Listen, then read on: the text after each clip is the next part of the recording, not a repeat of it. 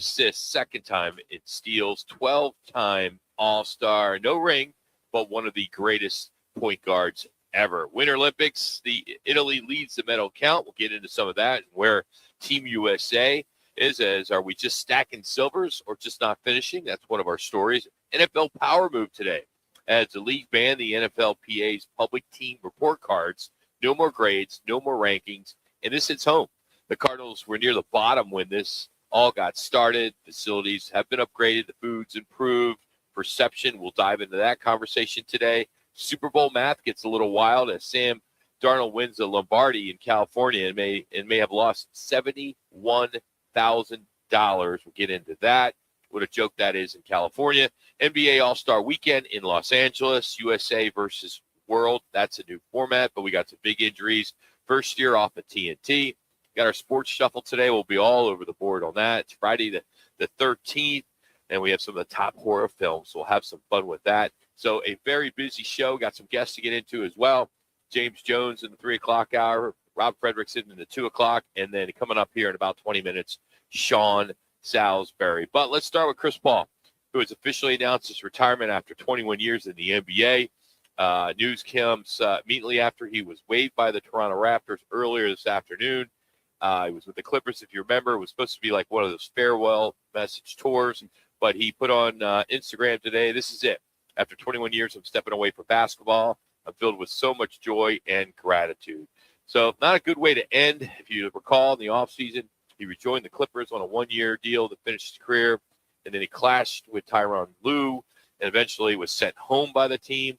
And then earlier this month, he was traded to the Toronto Raptors in a financial move at the deadline, and then waived by Toronto without appearing in a game for them. But if you look at what he did for the Suns, 3 seasons, 194 games played. He helped lead the team to the 2021 NBA Finals. He helped turn around a 34-win team to a 51-win team in his first season. Back-to-back 64 and 60-plus win seasons. He was a 2-time All-Star while he was here. He was All-NBA second team, averaged about 19 points. He didn't just put up numbers in Phoenix. He helped change the culture here.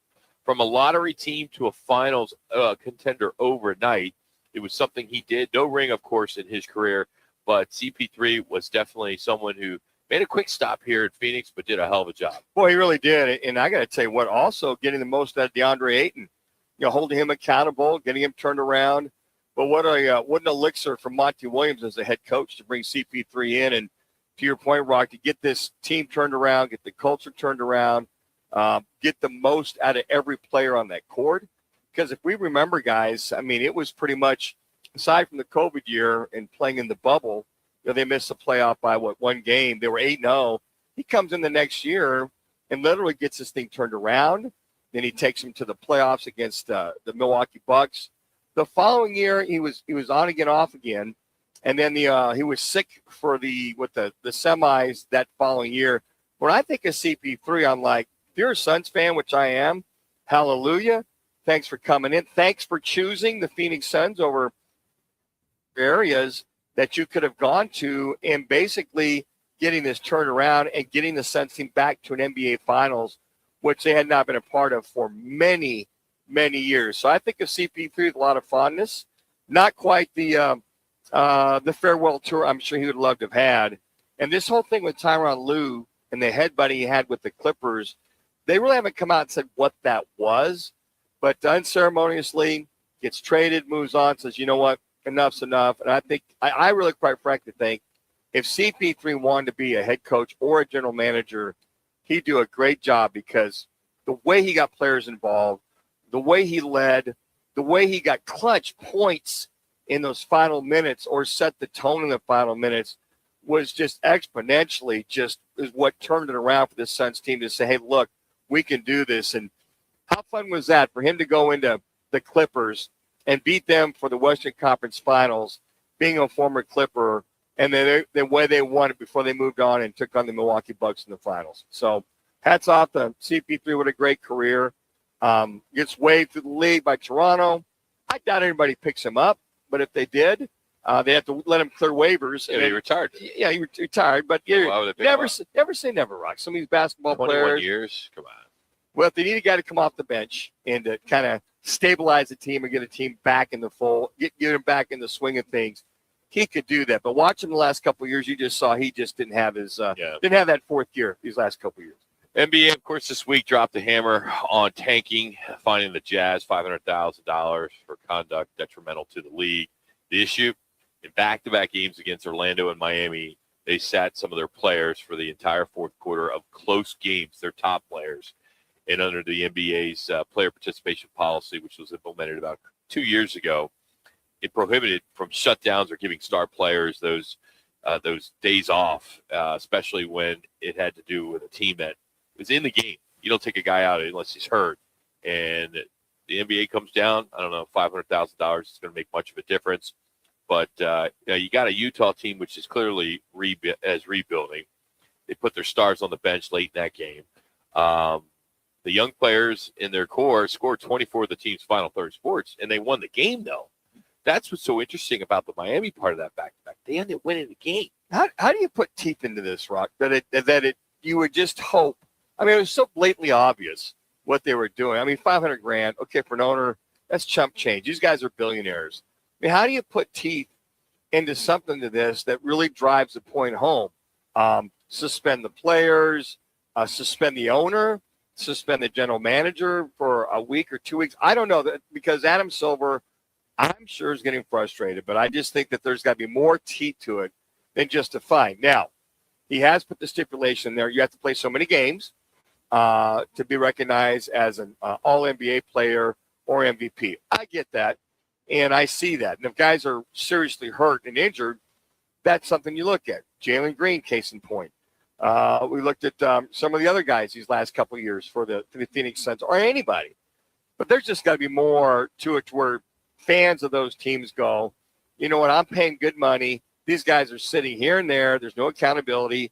$500,000, oh, big deal. So there's got to be something more than just finding this team $500,000 or both teams. The Pacers got $100,000. So the Pacers were also part of this statement, so to speak, from the NBA, because they were fined for sitting a couple of their starters earlier this year in a game, ironically, against the Jazz. You know, so you have two teams that are struggling. You know, of course, the Pacers coming off an NBA championship, but now the commissioner is trying to respond to these teams that are doing that, so they can't get up there in that draft position. It's just, it sucks that there even is this policy in there. You know, and if you're a player, and your team is not going to want to win, the ownership has said we don't need to win. What gives you any motivation to work hard and try to score 20, 25 points a game, or grab 10 boards, or go after a loose ball? You know, you talk about the draft positioning. It's ping pong balls, right? Well, the 10 or the 12. Yeah, whatever. So I think that if they get fined enough, or their positioning should drop in reference to where they're at. So if they're like at 8, maybe you're dropping to the 10th position or the 11th or the 12th. Something's got to hit home to the ownership, to the general manager, to say, okay, we're going to fine you, but we're going to drop you in the positioning as far as where you're going to be when the draft lottery comes out. Something's got to be hammered home that if you do that, or if you do it more than once, we'll drop you 5 or 6 in the positioning. They might drop them below some of the teams that are playing that are legitimately bad, but not resting players. So there's got to be more. There's got to be more to it than the fine. It's got to be, if you drop them positioning wise, maybe all of a sudden they're 8, they drop them to 11 or 12. That'll sink home as far as trying to get that top lottery pick. So there's one proposal. Instead of just get rid of the draft lottery and do what they call a draft wheel. I would agree. And the way the draft wheel works is every team rotates their draft positions on a 30-year preset schedule. So there's no lottery. Okay. There's no tanking incentive. You know years in advance when you're picking first. Okay. So whether you won or not. This is maximum transparency. There's no reward for being bad. If you're awful in a weak draft year, tough luck. Yeah, I like that. You have no call there. The owners would hate this, but the GMs would love it. Yeah. I mean, then you could prep years in advance. Sure, it's scout. You can look at some of these players. You can see those 10 draft picks that the Suns gave away over the years. to some of those individuals have got, 6 of those picks, 5 of those picks.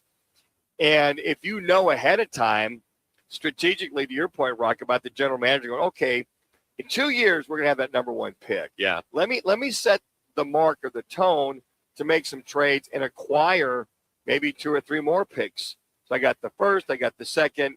Maybe you end up with 5 first picks. Who knows what you might be. But I like that as far as that'll prevent a lot of the tanking and get the guys out there on a day in and day out basis. We got some rain out there today, so State 48 Roofing. If you see some leaks on your roof, go to state48roofing.com or call them at 480-268-4509, 268-4509, or just go to state48roofing.com. But it's your call question today is, what part of the NBA All-Star Weekend is a must-watch for you? Fortunately, there's only 4 choices we could have here. I would have added a 5th. The All-Star Game, the three-point contest, the dunk contest, the skills challenge. My 5th would have been, who cares? Yeah, I was thinking about that, but I can only do 4. You could have got rid of one. Yeah, I know, but I like the skills challenge. I like the three-point shooting. But you will not lose any sleep if you miss it this week. No, I really won't. I mean, to your point, exactly right. But, I mean, if it was must-watch for the diehard fans, I guess I'm interested with this international play, the All-Star Game. USA, international. Yeah. That might draw more attention to see how we play against international guys. All right, Italy leads the medal count on the home snow. Norway leads in Team USA. What? Yeah, 3rd overall, 14 medals, but only 4 gold. Are the Americans just stacking silvers or leaving wins on the table? Got some big events today. We'll get into that. Plus, I'm going to make a comparison from Manuch's alma mater when he was a football player to where they are now as a basketball institution. That's coming up next in our Replay Rewind. It's Roc and Manuch with Jimmy B. ESPN Radio Phoenix. Twin Peaks is the best in the game. Here, your favorite drafts are poured at a frosty 29 degrees, and rare barrel-aged whiskeys are served just the way you want them. It's bigger game days and bolder fight nights. I mean, where else can you find a scratch kitchen that always comes in clutch every day from lunch to late night? Only at Twin Peaks, the #1 sports bar. Twin Peaks Scratch Kitchen scores every time. Dig into hand-smashed burgers, chef-inspired flatbreads, and more at your local lodge. I was in a wreck. I need a check. I was in a wreck. I need a check. I was in a wreck. I need a check. I'm Kevin Rowe from Lure & Rowe, and we've been serving Arizonans for 20 years. Make the best choice during an accident. Call 977-1900. That's 977-1900. Lure & Rowe, it's the way to go. On 977-1900. 977-1900. Bigger fields, bigger events, bigger experiences. Arizona Athletic Grounds. Arizona Athletic Grounds is a 275-acre sports and entertainment destination for athletes, fans, and families. Located in Mesa, AAG is one of the largest multi-sport complexes in the country, with over 475,000 square feet indoors and more than 150 fields and courts. From tournaments to training to cheer, dance, concerts, and corporate events, the grounds does it all. Learn more at azgrounds.com. Let me remind you, Thursdays are where the weekend starts at Twin Peaks Restaurant. Grab an ice-cold Bud Light or a refreshing Michelob Ultra and catch wall-to-wall sports on massive TVs everywhere you look. Big games, cold beer, made from scratch food. Start your weekend early with Bud Light and Michelob Ultra. Thursdays at Twin Peaks. Eats, drinks, and scenic views.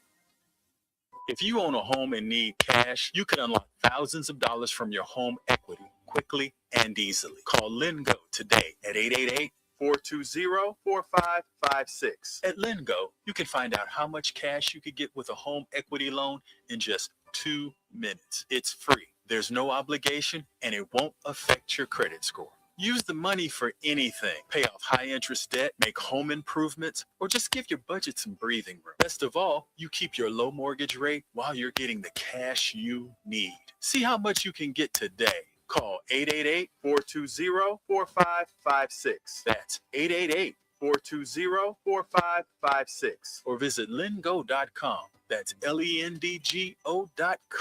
Homeowners nationwide are doing it. Now it's your turn. Call 888-420-4556 today. LendGo. where homeowners go to get cash. 888-420-4556.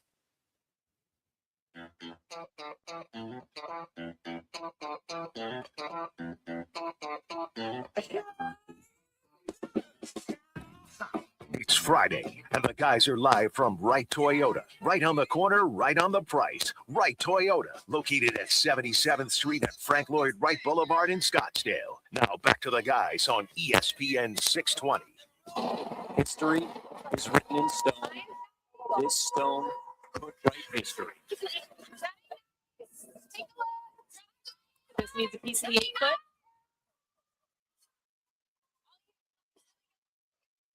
A chance to knock off the Canadians through the opening to the house. 4-2. The U.S. for the first time have defeated Canada at the Olympic Games. I love people. Canada. Sorry. The beat you at your own sport again.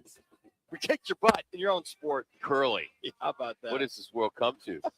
When Canada loses to the United States in curling. Yes, curling. We're dominating. Oh, my goodness. Curling, winter Well, sports. another day in the books in the 2026 Winter Olympics. We're not going to ruin anything that happened today or is happening.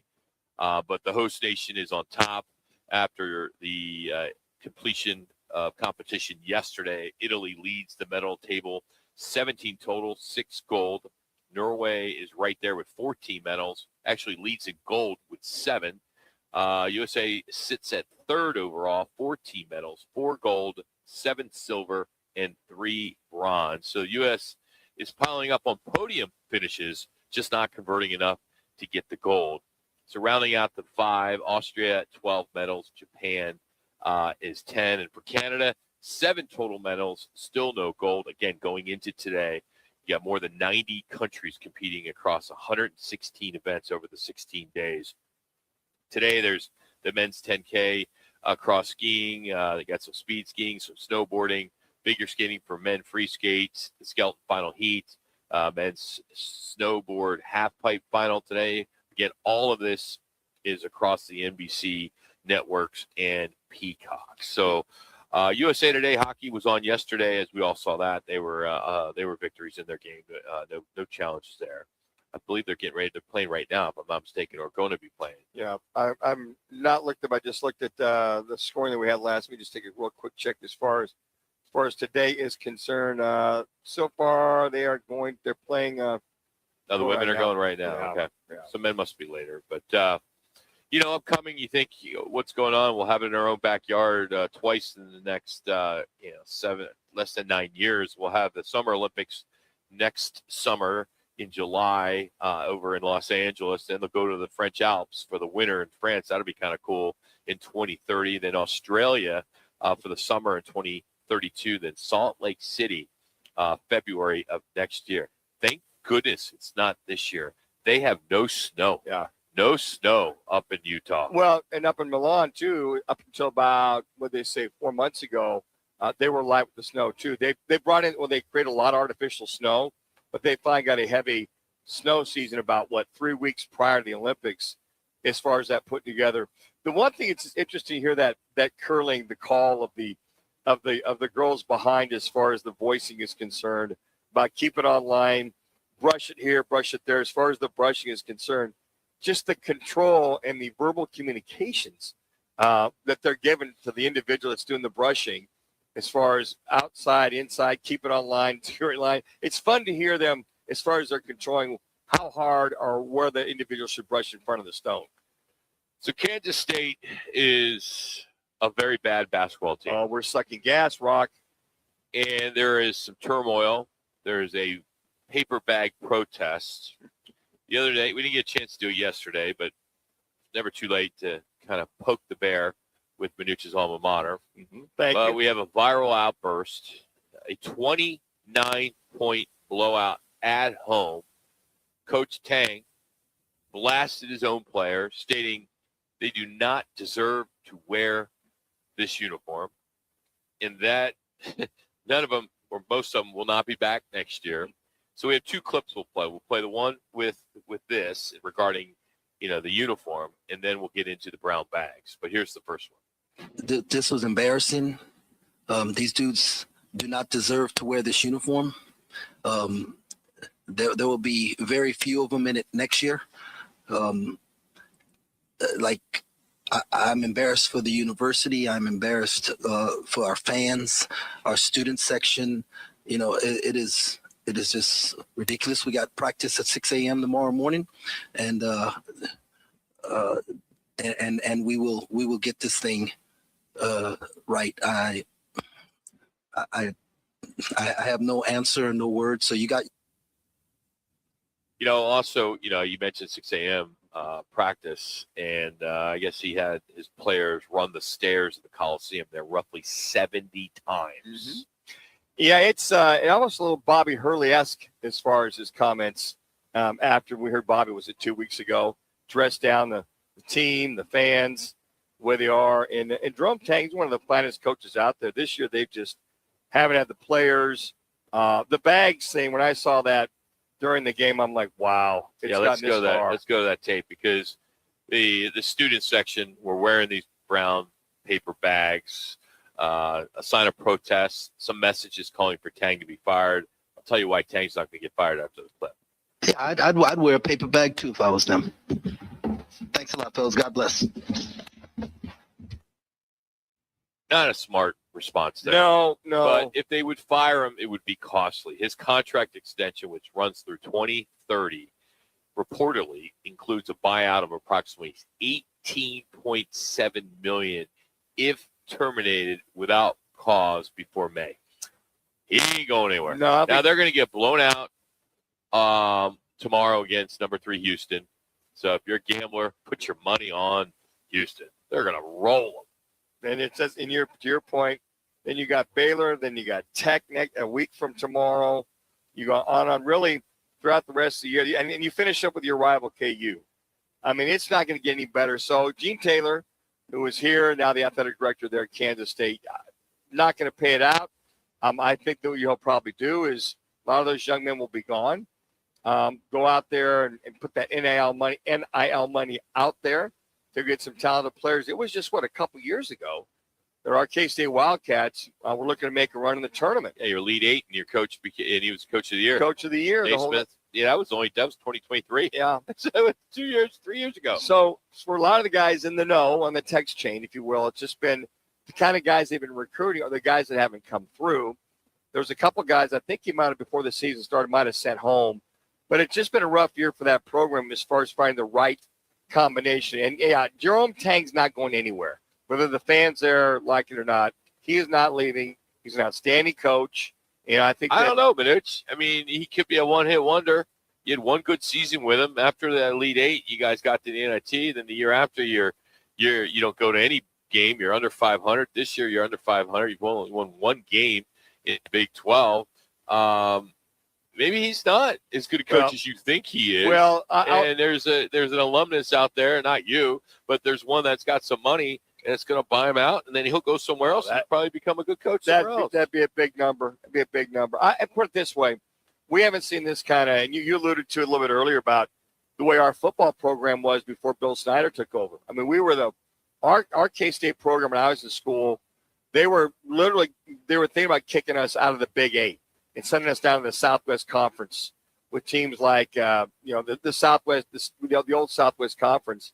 But Bill Snyder came in, he raised the money, built on the JUCO programs, raised money to go recruit guys outside that they could bring in and build it from there. So if you're going to bring in somebody, you got to commit to the NIL money.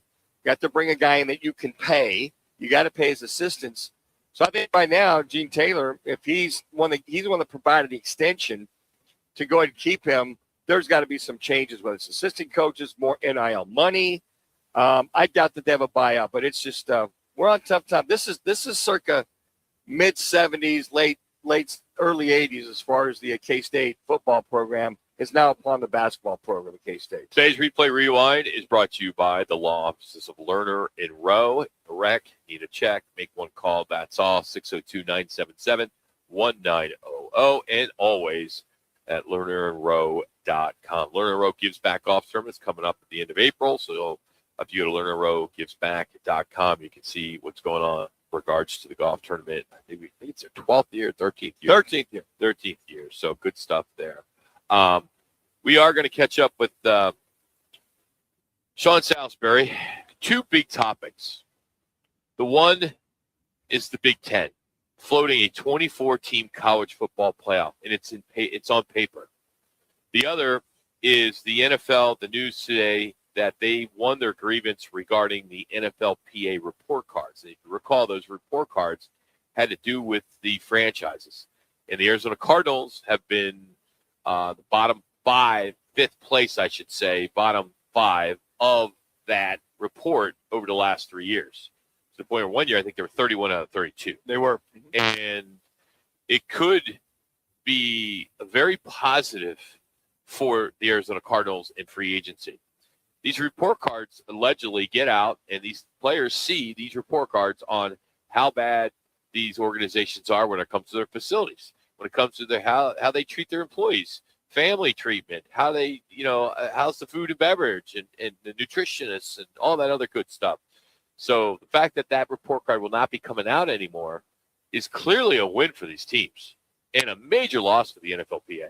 Yeah, it is. As a matter of fact, I didn't realize it, but in the CBA agreement to players and owners, there's a clause in there that you cannot do any kind of disparaging critique for the owners and or the team or anything thereabouts. And the key was the arbitrator ruled that if the NFL players you could not present to them the type of surveys they're putting out, hard proof evidence, that's why he ruled in favor of the owners. So it's a big hit for the players as far as letting people know that, man, our food's bad, our locker room's bad, this is bad. Even though we're getting paid, there's more to it. And the owners need to be held accountable if you're a fan paying that kind of money toward that team. All right, but we'll leave with the Big Ten floating this 24-team college football playoff. Does that kill what makes college football special, or is this just the next money grab in the sport? We'll ask NFL quarterback and now Big Ten USC grad Sean Salisbury. He will join us after our first local ESPN Radio 620 Sports Update, Sports Center update, that is, with Connor Collins.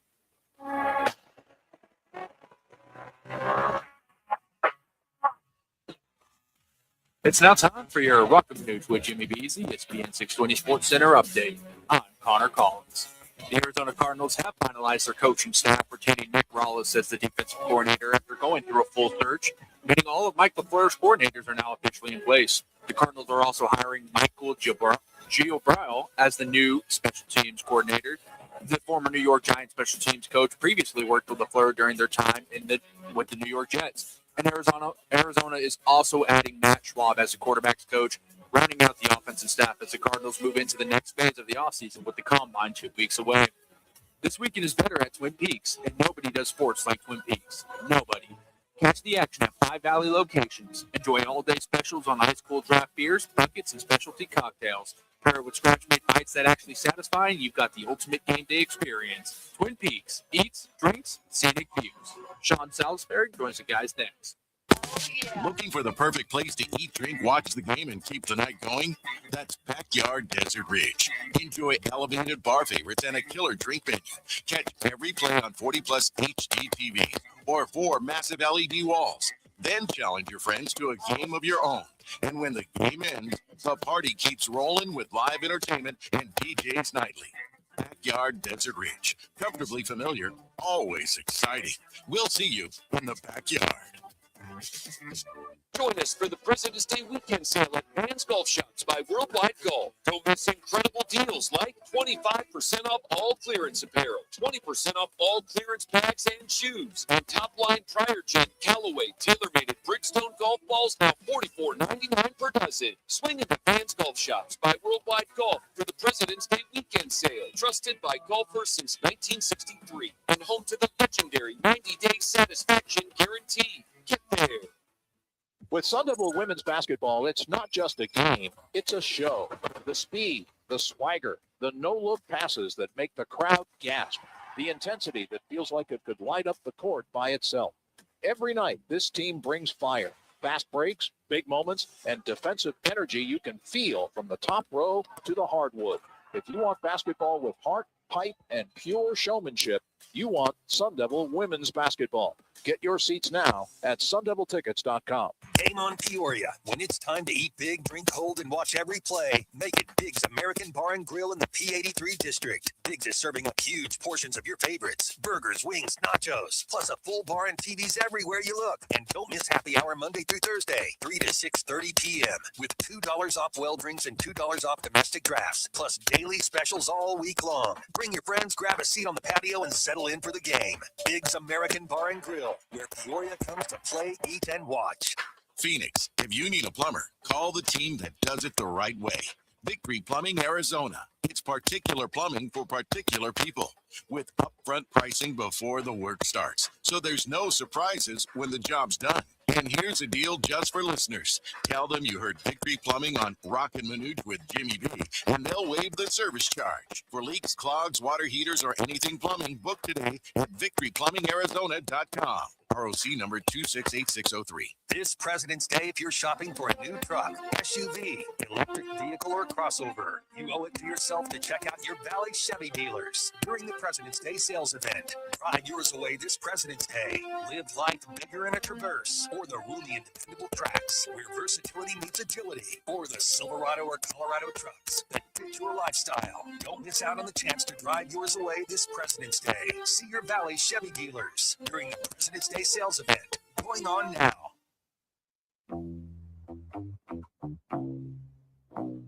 Time for your uncensored and unfiltered view on football and even life. Former NFL and USC quarterback, the QB maximizer, Sean Salisbury. Salisbury protected well. Has a first down as he hits Camp Lee, the 49ers. Now on Roc and Manuch with Jimmy B on ESPN 620. Talani's the running back.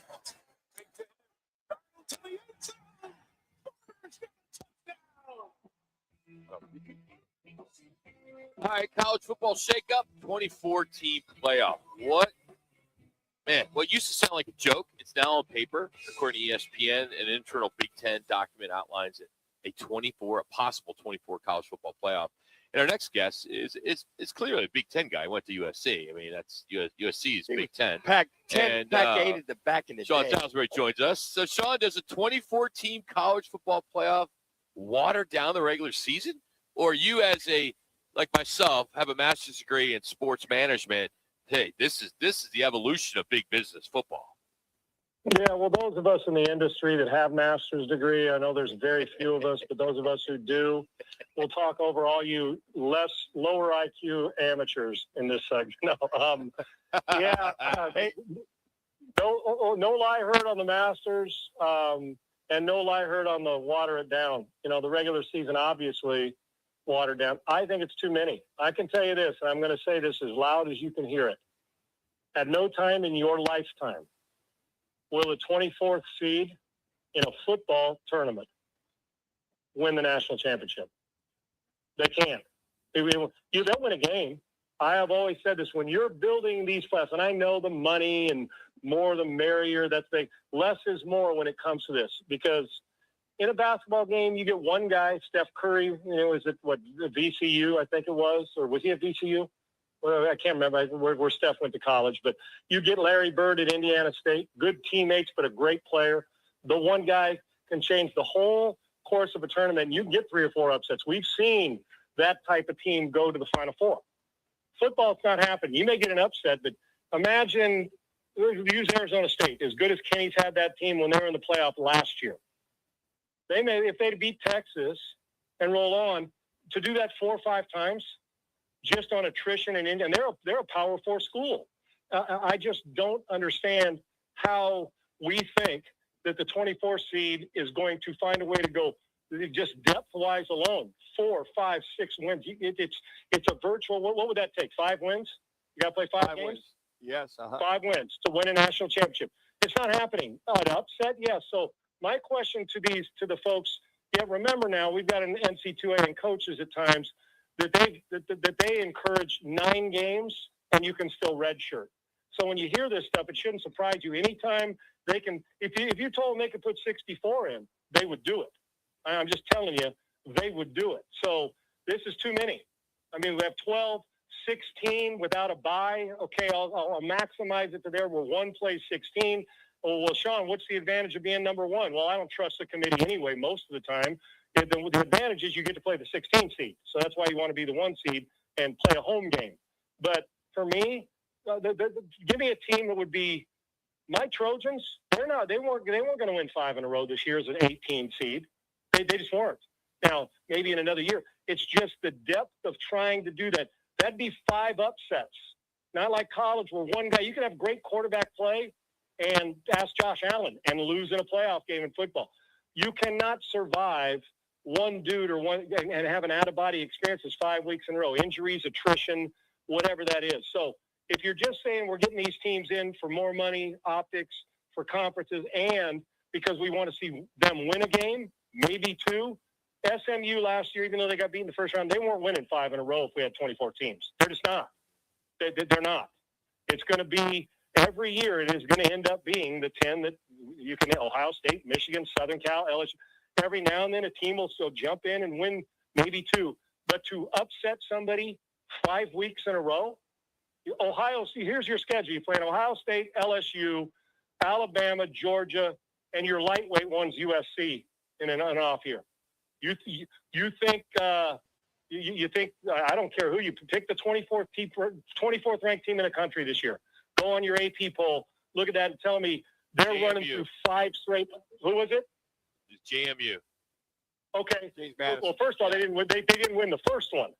Okay, yeah. Let alone win 5 of them. And respect to them, they should have their own conference. They should have their own tournament in the non-Power 4. We should need a Power 4 playoff, and we need a group of 5 and playoff, just like FCS does it. So it's too many. It is watered down. It kind of takes away from some of the regular season, and it's going to encourage people to try and play a brutal, easy, laugher non-conference schedule because, with 9 games going, with the SEC wanting to play 9 of them, every other game is going to be scheduled to beat somebody's brains in because you don't want to have to take the risk of playing somebody at the top. We've got to change it. 24 is way too many. Too many. So that makes so much sense. The SEC wants 16. You said Big Ten 24. Why would the Big Ten, with that rationale, Sean? Which, matter of fact, you should take that diatribe and transcript it and send it to the Big Ten office. Why would they hold that up? I mean, 16. I love 12. 16 would be fine, but 24. To your point, that makes total sense. Why would they hold that up? Yeah, and well, Manuch, you know what? Without even if we didn't have we had the IQ, the common sense, or just the IQ of a brick, yeah, we come down to one conclusion, and we know what that is. The conclusion is money, and they're now get a lot of it and getting more teams in. Okay, because right now we can make the argument, can't we, that the best conference in college football the last couple of years has been the Big Ten, not the SEC at the top. Now, depth-wise, the Big Ten and SEC are light years ahead of the ACC and Big 12. They just are. The bottom is better than their bottom, the depth of the conference. So it comes down to money. However they describe the money and want it, that's number one. You could probably convince the SEC to go to 24 before you could convince them to stay at 12 as opposed to going to 16 if that's what their only choices were. And if we did go to 16, I don't want bye weeks. I'm a big believer in, and I know we have it in the NFL, but when you have 16, play them all, man. One, you get to play 16. You get a home game if you want to get. That's the way it should be. But it just comes down to money, Manuch, and there's no reason. And then go ask those guys with a lie detector in the Big Ten or SEC and ask every AD and head coach, do you really think the 24th team or the 18th team can go on a 5-week run and beat teams? And put the schedule, they'll all say no. Okay, and they know they can't. So if we're doing it for one game upset, go have at it. If you're doing it for 5, a team that's outside the 16 is never going to win a national championship in college football. And so it's a pain and it bothers me. But you are a sports business person, all right? You run a sports business. You run multiple. How could you not want to, all right, I want to team up with you, Sean, myself and you, where under this 24-team model, it's a 23 plus 1, so we get to take care of that one guaranteed group of 6 spot, right? But, geez, it's a 24-team format, 23 total games, more inventory to sell, more home playoff games, more TV windows. It makes so much sense financially if you are like myself and you. We're in this business to make money. Yeah. I don't think the regular season's gonna. They're not gonna lose their home game. College football fans are gonna watch. Yes, of course. So, but I guess from a purist, you don't want to see 24 team format, right? But if you're wearing a business hat, where would you go? I want it, but even at times, greed in business can talk with greed in marriage, greed in power, greed in politics, greed in business, greed in sports. It looks good for a while, but what ends up happening with greed? You get so greedy, you lose your course, and then you lose that money at some way, somehow, because it's just, first of all, next year, aren't we having just schedule alone on the calendar? Aren't we 2 weeks in between? Aren't we playing the Super Bowl like a week? I mean, the national championship game like a week before the Super Bowl or something. Yeah, January 25th or something. You tell me. Late, yeah. I want you to be honest with me about this. Did you really? Even though the game and it was a big national championship game, we were looking forward to it. You tell me right now, with all the time it took to get to it, that you didn't lose a little interest by having it in later January. Well, I got stuck in Dallas on my way. I got stuck in Dallas on my way to Miami, so yeah, I can relate.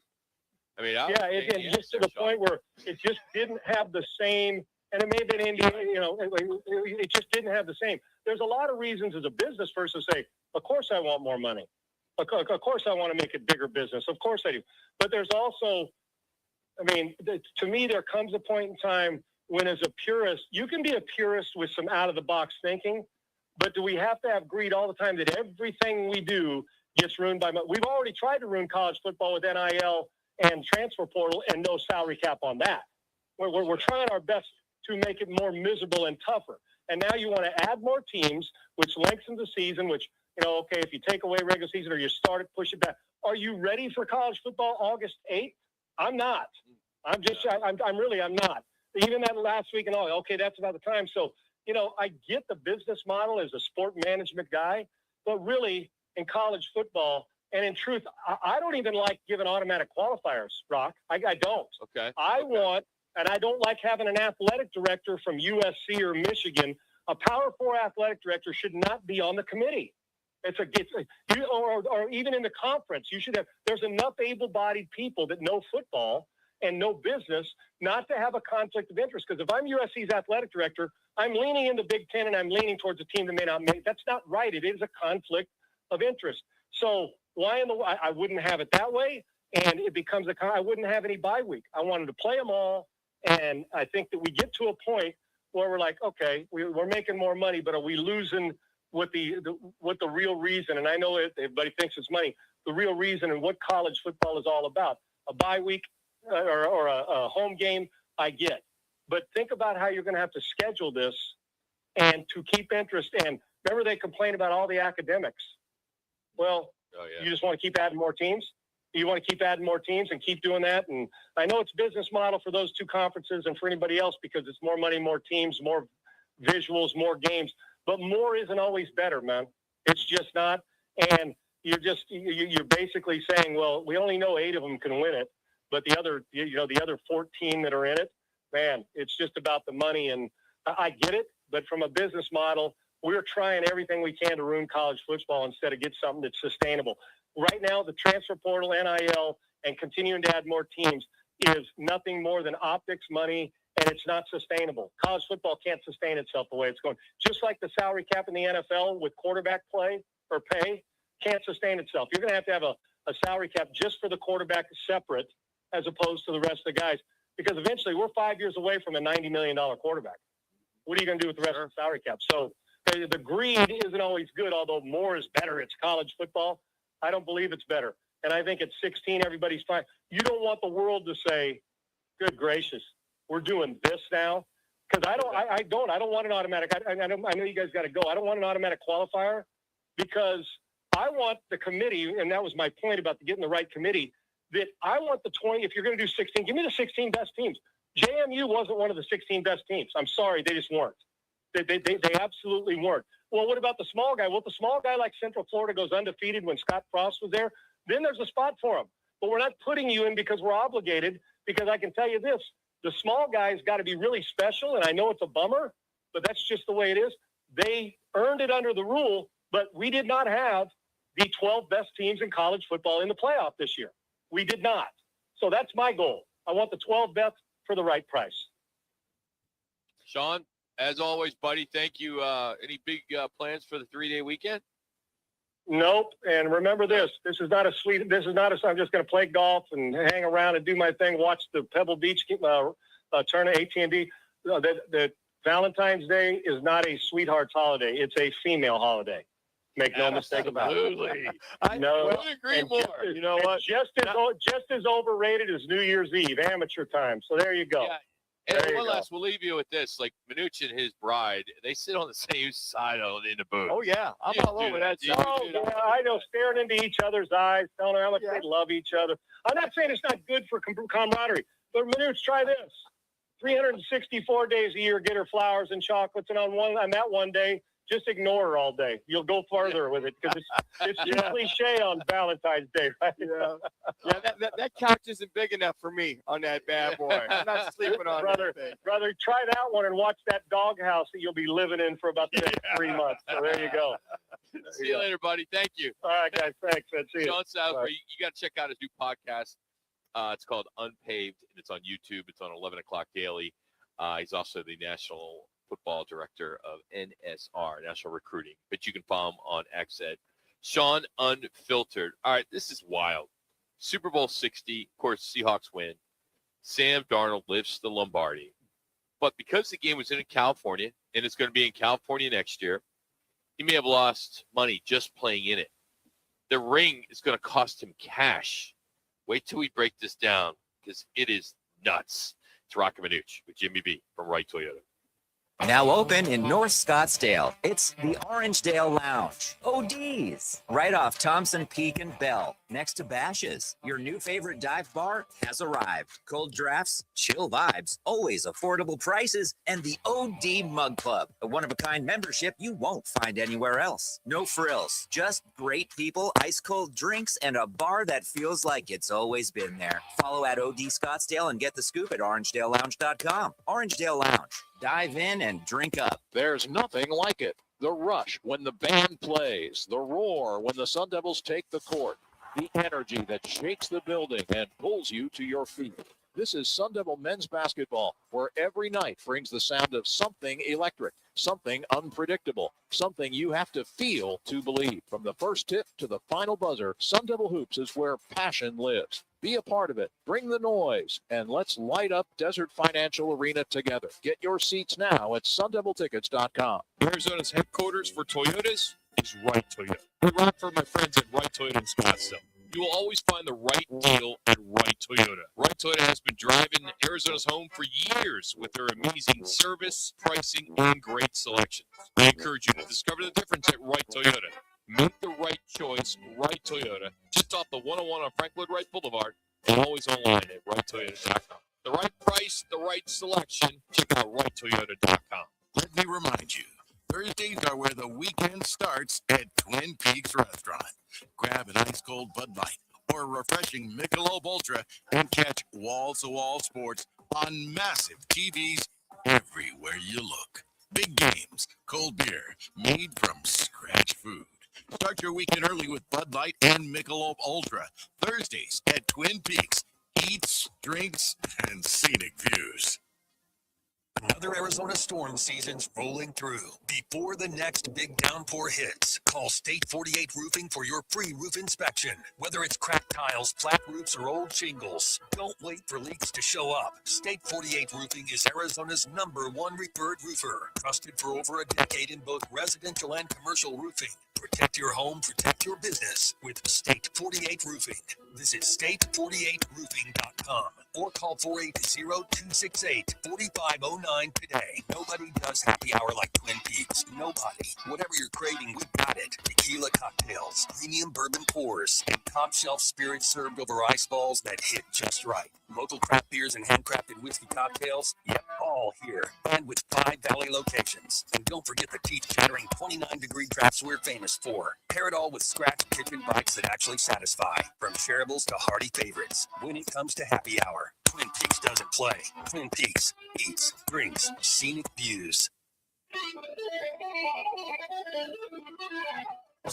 It's Friday, and the guys are live from Wright Toyota. Right on the corner, right on the price. Wright Toyota, located at 77th Street and Frank Lloyd Wright Boulevard in Scottsdale. Now back to the guys on ESPN 620. All right, this is wild. Super Bowl 60, Santa Clara, California. Seahawks, Pats, 29-13. Confetti flying, Lombardi Trophy, legacy moment. And for quarterback Sam Darnold, it cost him money to play in the game.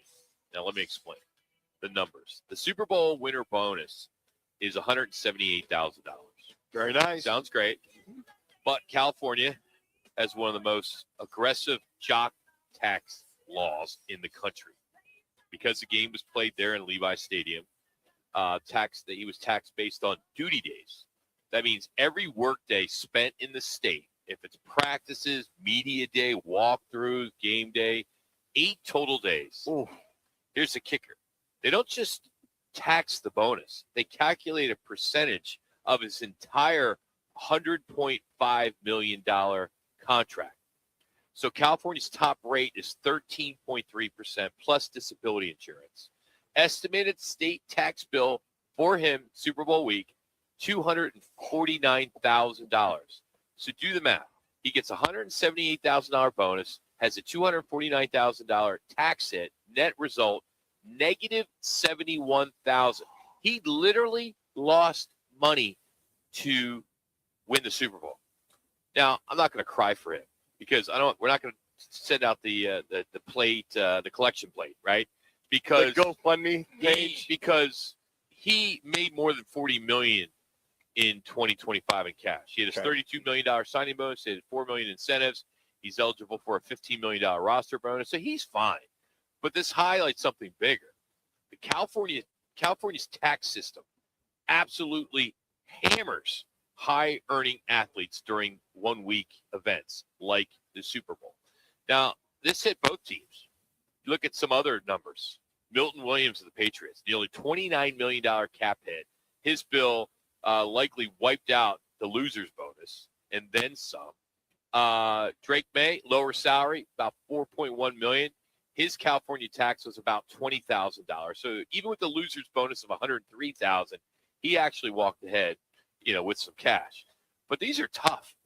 And the talking point now is this is why leagues want to play here, want to play in Florida, want to play in Nevada, want to play in Texas. No state income tax. I mean, we have state income tax. Florida, Nevada, and Texas don't.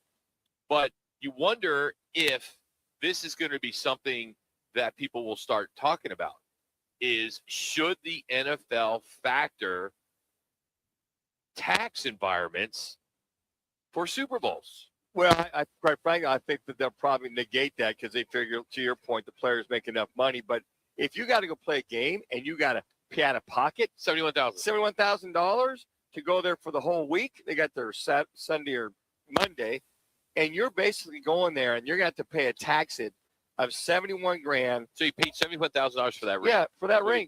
Yeah, exactly. I mean, that makes no sense. So, but the owners will go, well, I get it, but hey, we're going to go take care of our owners at SoFi, at Levi. We're going to reward that city. We're going to reward those owners. I wonder what the ramifications of that owner is with the amount of money he makes for, you got the taxes for all the revenue that comes in. That's just amazing. And I will say this.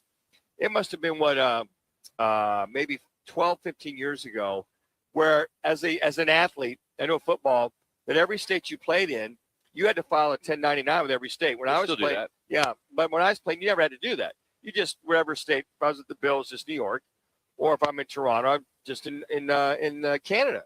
But now I've never heard that was something where guys go. We played in 9 different states during the season. I got to file there. I got to get a 1099. This is absurd, but this is absolutely absurd. But you know what? You get the ring. You're making the money. You can hoist the Lombardi Trophy. If there's anything, you walk away with a ring that just cost you $71,000. Hey, we've teamed up with Biggs in Peoria, and it's our VIP spring training baseball experience where you win 4 box seats to a weekend game with D-backs and Padres at Peoria Sports Complex, lunch and drinks at Biggs before and after the game, a ride share voucher, and best of all, an ESPN 620 Roc Manuch with Jimmy B swag bag. It's the ultimate spring training hookup. Text Biggs to 59925. That's Biggs, B-I-G-S, 59925.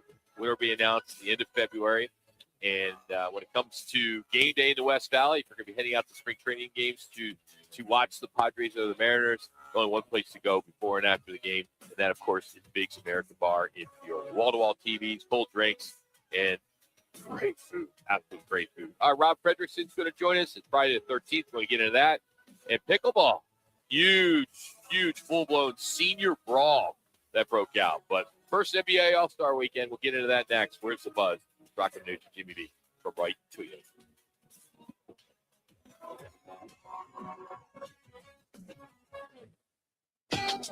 Never have I ever called my sister from the finish line of my first marathon. Hello? You won't believe where I am. Are you running? Mile 26.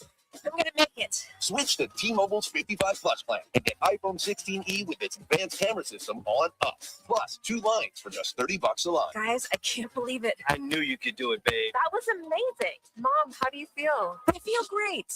Well, I can't feel my feet. Let's take a picture, and then you may carry me to the car. Share every stride, every mile, every memory on America's best network. Switch to T-Mobile's 55 Plus plan and get iPhone 16e on us and 2 lines for just $30 a line. With 24 monthly bill credits and 2 eligible portals on Essentials 55 Plus for well-qualified customers with autopay plus taxes, fees, and $35 device connection charge. Credits end and balance due if you pay off early or cancel. Contact us. Finance agreement 128 gigabytes, $599.99 required. Better mobile network in the U.S. based on analysis by Ookla of speed test intelligence data 1H 2025. Visit T-Mobile.com. If you owe back taxes, listen carefully to rule number 1. Never go up against the IRS alone. They're cracking down, freezing bank accounts, garnishing paychecks, canceling passports. Even your home or business could be at risk. But here's what they don't tell you. The IRS has powerful tax relief programs that could save you thousands if you qualify. That's why smart people call Optima Tax Relief, America's #1 tax resolution firm. Nobody knows these programs like the experts at Optima. Their team of tax attorneys and licensed professionals have resolved over $2 billion in tax debt for people just like you. The IRS is not stopping, so don't wait. And don't take them on alone. For tax help you need, for tax help you can trust. Call Optima today for a free consultation. Call 800-343-6460. 800-343-6460. 800-343-6460. Optima Tax Relief. Some restrictions apply. For complete details, please visit OptimaTaxRelief.com. Here's what's different about GCU. It's one of the country's biggest universities with over 360 programs shaped by industry leaders. GCU's campus ranks among the top in the nation.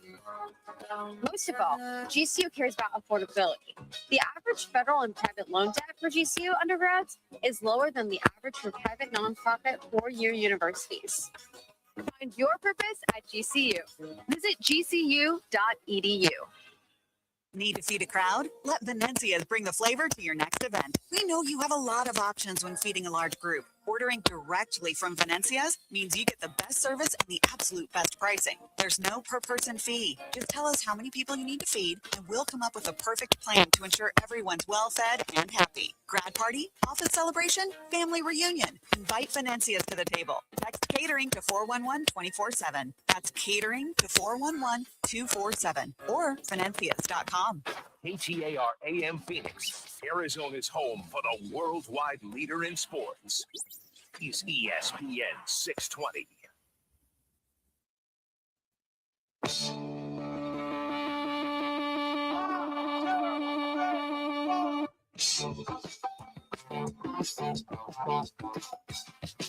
It's Friday, and the guys are live from Wright Toyota. Right on the corner, right on the price. Wright Toyota, located at 77th Street and Frank Lloyd Wright Boulevard in Scottsdale. Now back to the guys on ESPN 620. All right, out here at Wright Toyota. Hope you're having a wonderful Friday. little cloudy today. Little sprinkles out there. So if you wash your car, you're kind of screwed today, like myself this morning. But anyway, we're out here at Wright Toyota, right on the corner, right on the price. Wright Toyota in North Scottsdale, right across from TPC Scottsdale. NBA All-Star Weekend is in full swing today through Sunday in Los Angeles. But you're right if it feels like it's quiet. And maybe because of the massive format overhaul or several of the high-profile injury players, guys that are injured, I should say, have, basically they've had to shuffle the rosters. Giannis is out. SGA is out. Steph Curry is out. I mean, you're seeing these late-breaking injury replacements being announced, and you're like, all right, why even tune into this thing? Exactly. I mean, but it's USA versus World mini tournament. That is what they're trying to hopefully make it work. They scrapped the traditional game for this 3-team round robin. So Team World will be led by Luka and Wemby. And then the USA Stars will be young talent Anthony Edwards and T. Maxey. The USA Stripes will be the veteran squad led by veteran LeBron James and Kevin Durant. So the weekend goes tonight. You got the celebrity game, and that is on at 5 o'clock on ESPN. And then the Rising Stars will be on at 7 o'clock on Peacock. Tomorrow, the so-called All-Star Saturday night, which begins at 3 o'clock with the dunk contest and the three-point contest. And then the 75th NBA All-Star Game tournament will be on at 3 o'clock. You look at some of these celebrities, I don't recognize a lot of these celebrities. I mean, maybe the younger generation that they're catering to, but Bad Bunny?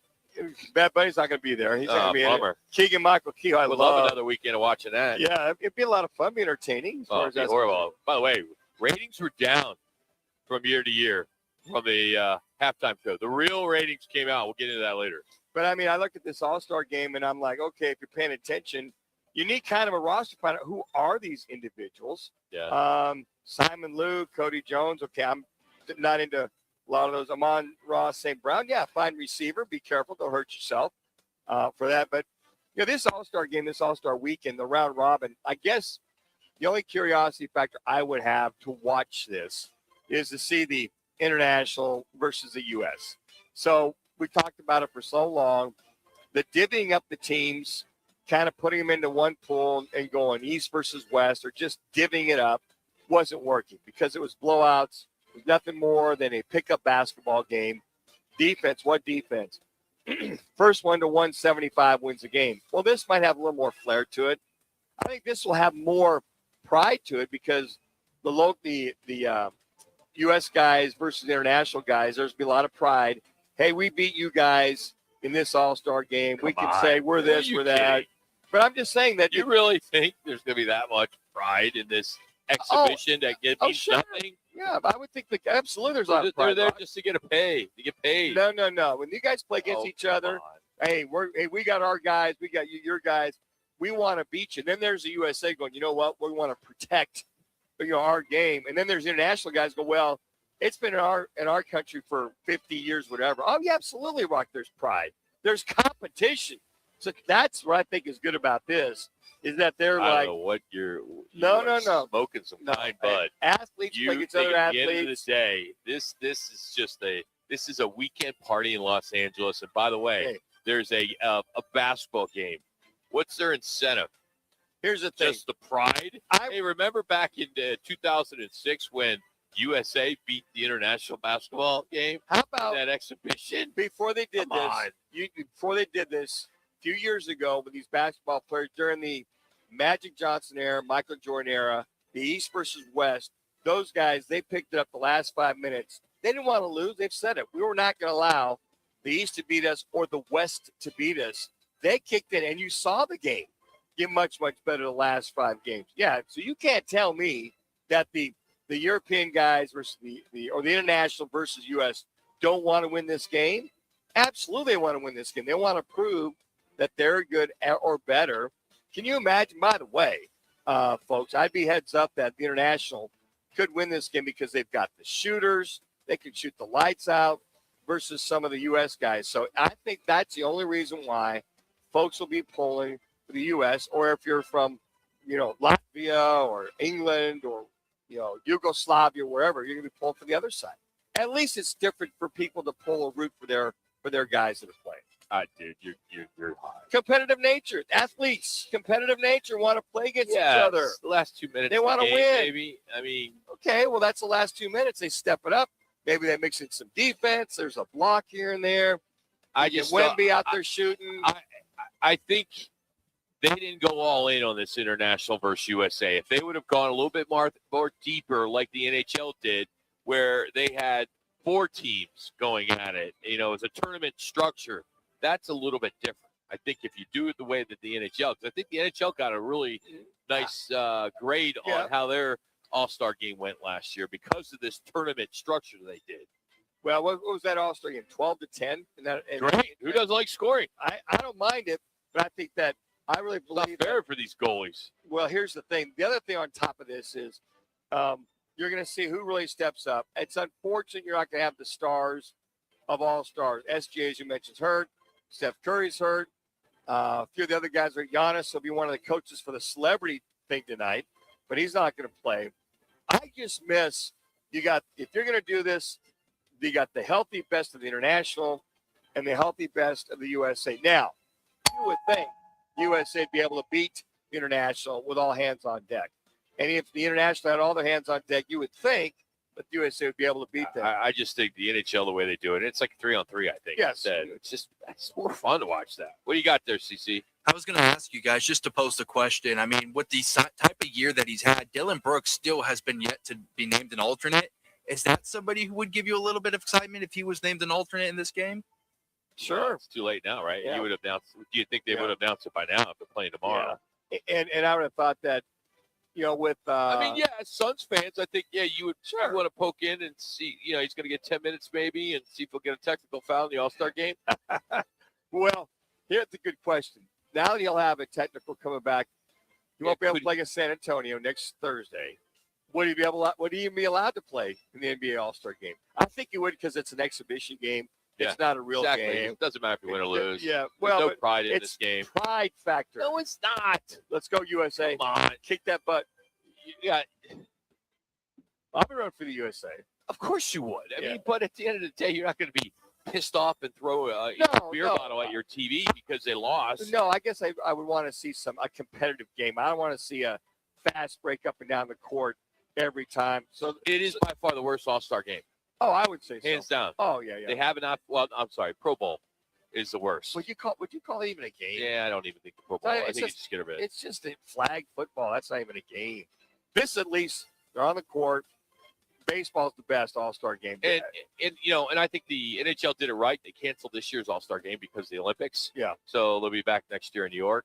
New York was supposed to have it, but the fact that here you have the Olympics going, I think if you're a hockey fan, you're tuning in to see Team USA. Now, there's pride there. Yeah. I mean, there's a lot of pride there. In fact, the women play Italy today. U.S. Hockey play the Italians and USA women's. I think that's this afternoon. But you know what? It's kind of like I enjoy watching the skills challenge. I enjoy watching three-point shooting. I just admire these men that can shoot, men and women, when you watch the girls. But just the shooting. I guess Caitlin Clark's going to be part of the three-point shooting this year, huh? That'd have been interesting. She'd have been like she is or she isn't. She's not. As a matter of fact, I looked. I don't think she is. But Devin Booker, who was it 3 or 4 years ago, is a part of it. Hey, maybe this will help him with this three-point shooting. The last 27 games of the year, looked like he picked it up a little bit in the last couple of games against the Dallas Mavericks. But again, skills. I like the skills, like the three-point shooting. Slam dunk to me is I've seen it. Been there. What else can you do? What else they've jumped over cars. They've jumped over people. Guy going to come out of the rafters. I mean, what's next as far as the three-point shooting is concerned? All right, tomorrow's Valentine's Day, of course. Today's Friday the 13th. And if you're still looking or thinking, I should say, the gas station flowers count as an effort, we need to talk. We're bringing back Roc's man vice. We've got the $20 move that looks like you planned it for weeks, so stay tuned for that. I got a high-risk, low-reward pasta move. Yeah, fellas, got one of those. Know your lane, though. Got to know your lane.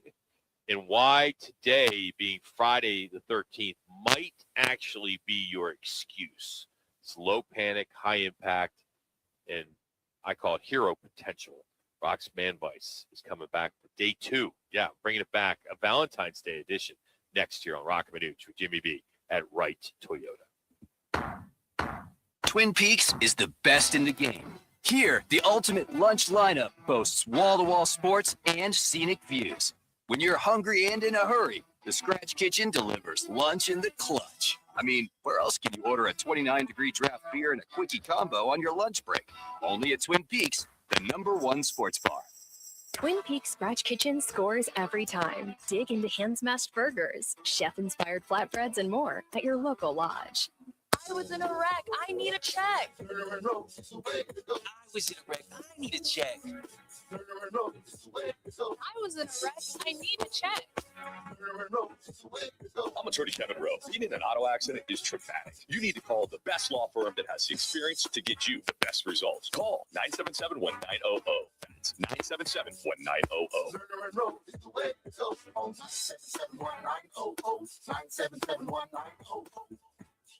When tragedy strikes, the impact is immediate and devastating. That's when the 100 Club of Arizona steps in, providing financial assistance, guidance, and emotional support to the families of public safety officers injured or killed in the line of duty. They also invest in mental health resources, injury prevention, and scholarships for the children of first responders. Every day, Arizona's public safety professionals put their lives on the line. The 100 Club of Arizona has their back. Learn more at 100club.org.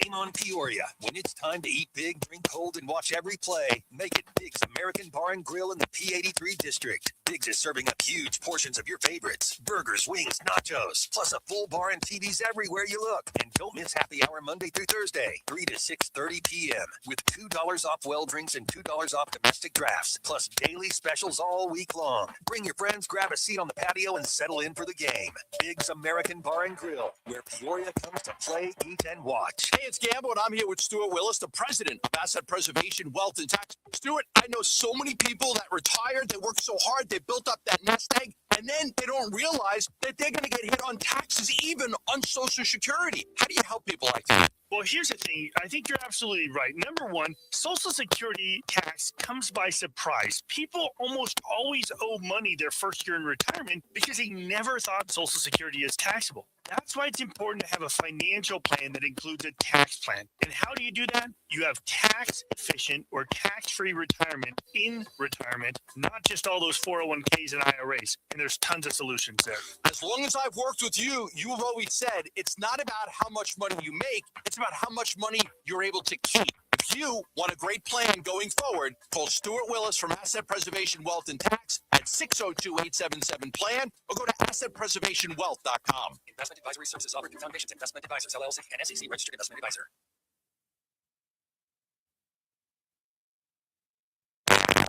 Do you roll like Roc when it comes to romance? What do you say we go out on a date? Some chicken, maybe some sex. You know, see what happens.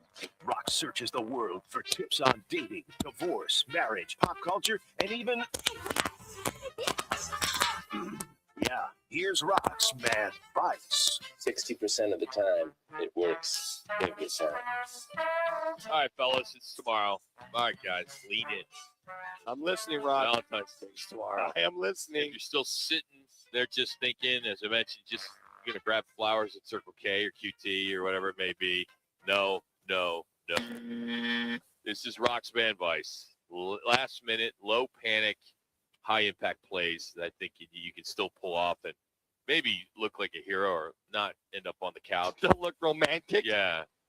Because number one Man Vice rule here, thoughtful, expensive. Women don't want you to be remembered at like 5:42 p.m., right? Right. They want some effort. So these are 5 TikTok approved. Okay. So many of you guys that are over 50, you're not on TikTok. I did it for you. Thank so they're you. approved. Thank you, but Roc.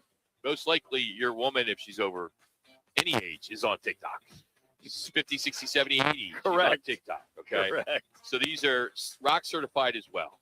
All right. Number one, the easy one. Go to Target. Go to Safeway. or wherever you panic shop. You know, we all done it, right? Yes. Yep. Grab some popcorn, favorite candy, bottle of wine or her choice of drink, but Celsius doesn't even need alcohol, whatever. Cozy blanket, put it in a basket, add a note, tonight I'm yours, pick a movie, boom, you're done. Okay. Easy? Yeah. Oh, very easy. I like that. Number 2 is kind of a sneaky good one, I call it. Print out photos of you two, right? Okay. Just print them out. All right. They don't want no like just some slideshow off your phone. Just put 1 or 2 pictures in a small box with a note. Every chapter with you is my favorite. Wow. This stuff's not what I would say. More like what Manuch would say. Oh. He is totally a cheese ball. Oh, how can I? He literally takes his wife out to dinner. Yeah. And they sit on the same Yes. side in a Yes. booth. Yes. Which is stupid because you have to turn your head to talk when you're eating. It's so rude. Where if you're across from each other, you're at least looking at them when you're eating. It makes no sense why he does But that. I can't hold her hand while I'm eating. Well, so you just eat. You don't have a fork. No, and knife? every once in a while, grab her hand and give her a little peck. Or reach your. Anyway, so the cost on this this little photo box, Yes. maybe $15, right? And it looks like you planned it for weeks. Yes, I like that. This is the do-it-yourself scratch-off card. Now, this one I think is probably the best one. It's elite. This one's elite. You make a card with a little scratch-off prize. Okay.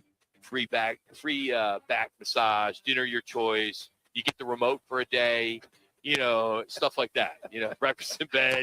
You know, That's creative. I like that one. I'm telling you. That is very good. Put Okay. it, figure it all out, put it all together. Okay. I mean, it's playful, it's creative, and it's score. It's basically cost you nothing, because what happens is they won't redeem the back rub. They won't redeem the dinner choice. They just forget about it. But you get the points there. That's creative. Now, I like this one's that. high risk, high reward. I stole this one. I would never do this one because I don't have these skills. You got to have kitchen skills for this. Okay. You roll pasta into rose shapes, right? Right. And if you don't, you abort. If you can't do it, you abort. Okay. You can't do it. There's nothing more romantic than burnt floured noodles. That's a lot of work. Yeah, man. I agree. That is a lot That of was work. one I didn't understand. That's one of those then are- there's the dessert board. Okay. You know, forget the meats and cheese. Sure. You like the chocolate covered strawberries, Yes. the candies and cookies. Yes. The candy and all that. You Yeah. call it a sweetheart board. Yeah. You look like you know what you're doing, and maybe you're on Pinterest. You know what you're doing. Exactly. That's the Now here's the bonus. The bonus Friday the 13th edition, right? Right before Valentine's Day, of course it is the 13th. If your date cancels, if your reservation gets messed up, you spill wine on your shirt, don't panic. Blame the calendar. And you can pivot. I can say that. You can pivot. Yeah. And also a reminder, 57% of Americans say Valentine's Day is about celebrating all relationships, not just romantic ones. So if you're single, celebrate yourself. Buy some chocolate. Wait to go out late on Saturday, you know? And it's a good night to go out single, too. You know what? Great night to go out single. Interesting you say that. When I was single and not dating anybody, my buddies and I would just we'd go to a local, whatever games were on. If it was the All-Star game, if it was on at the same time, we just kind of go hang out. We were surprised at how many women were at a sports bar on Valentine's Day night. So yeah, you pretty much you might commingle a little bit there and talk. You know, you don't have a date. No, we just thought we'd come out, get a couple of fellas to come on. Some red flags on date night if Yeah. you're just started dating, which it's stupid if you meet somebody you just started. You don't take them out on Valentine's Day. No, not if you just start You go dating. get a cup of coffee or Yeah. you know, eat lunch, but Yeah, that's too kind much of pressure. relationship thing. Too much pressure. Yeah. Well, according to Open Table, and guys, Open Table is an app where you can make reservations for dinner. So if you have never heard of it, I would strongly encourage. I booked mine 2-3 months ago. We do. All right, top red flag: being rude to the restaurant staff. Never. No table manners. Complaining about the place. Green flag: generous tip, offering to cover the bill. You know, maybe complimenting the service.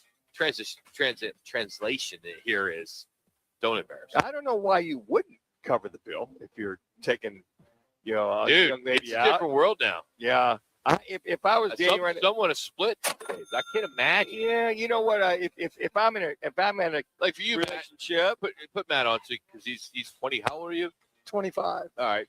So you have a fiance, right? No, not yet. No, yeah, okay. But you've been with somebody for a long time. Yeah, 8 years. So I can't talk to you.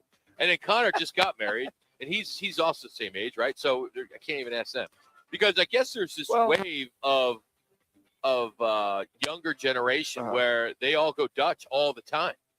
Really? And it's common. Okay, so Connor, you've been married less than a year now. So still Valentine's Day dinner tonight or tomorrow night? First year marriage? Yeah, something special, nothing crazy. It's not like back in the day where you got to do, the big 5-star deal. I mean, we're married. She got the ring on. She said yes. Just do something nice together. So are you all good to go either tonight or tomorrow? Oh, yeah, we're good to go. Got a plan. Okay. Oh, good for you. All right. I made a reservation on Open Table, actually. We're going to dinner at Caesar's Republic at Fashion Square. Nice. A place called Wolf, 9th floor, looking at Camelback. Look at you, Mr. It's not going to be cheap, but whatever. Yeah. You work for us, and you're going to a nicer place than Yeah, Manuch and I are going. It's breaking That the place bank. is like the big place, you know. I can my wife to the same I have last stuff for money, so he's milking off his parents' He's money. dipping into that trust fund a little Yeah, bit. that's all right. Hey, milk as long as you can. Yeah, I'm trying. Final man advice here: 20% of people say they have plans on Valentine's Day. 13% say their partner does. 45% say they both equally have plans, and 20% say nah, they don't have neither. So you don't need a 5-star reservation anywhere. No, you don't. But it's not about the gift, right? It's just act like you planned it. It's about the effort. It's about showing the attention, card, the roses, the chocolate covered strawberries, a nice dinner. I think it's just the effort that they're looking forward to. That's just yeah, exactly. Thinking about them and get a little dessert. I still think our poll question should be: is it cool or not cool to sit on the same side in a booth with your significant other? Here's one thing. Booth is one thing, but if we're at a table, I do sit across from Lori because I'm not going to scooch up next to her. But yeah, if it's the booth, I'll get scooch up next to her. Reminds me of the Dalmatians cartoon with the dogs that are they're sharing the noodle, spaghetti noodle. Spaghetti. That's what it reminds me of. That's Manuch and Lori just basically at dinner. We don't quite share the noodle. Well, if you got one hand on her, on her thigh or whatever, I mean, I think that's how it works. So, I mean, I don't know, Manuch. That's just. I might be old, but I'm not dead, Rock. I'm telling you right now. I am not saying the blue pill or anything. All I'm saying is I just kind of funny. I think it's kind of funny. You see people like that, and I saw Sammy the Bull. Yeah.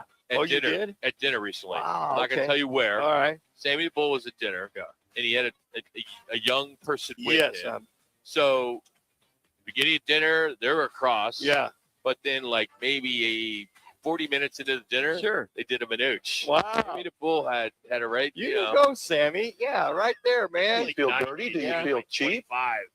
It was like, Sammy, still got it. Oh, you just so funny. Sammy the Bull, people going up to him trying to get his autograph. Sure. That guy was in the mafia, and the murderer. Yeah, he signing autographs at this pretty high-end place. Yeah, I was gonna say he used to have a restaurant down on Scottsdale at one time, I believe. Yeah, for many years. Yeah, Valentine's Day, I enjoy it. I like it. Of course you do. Laura and I, we plan what we want to do, but I'll get the other little items that I'll get her on top of it. Card's new coaching staff is set. We're going to get into that in a little bit. We want to catch up with Rob Fredrickson. I still, for the life of me, do not understand why they retained their DC. I second that motion there. Makes no sense. I'm sorry. And you got a first-time QB coach walking in to this quarterback room. I think it's a function, and I blame Michael Bidwell and Monty Ossenport for this, for hiring their head coach so late that they lost a lot of good up-and-coming coordinators. Sure. And,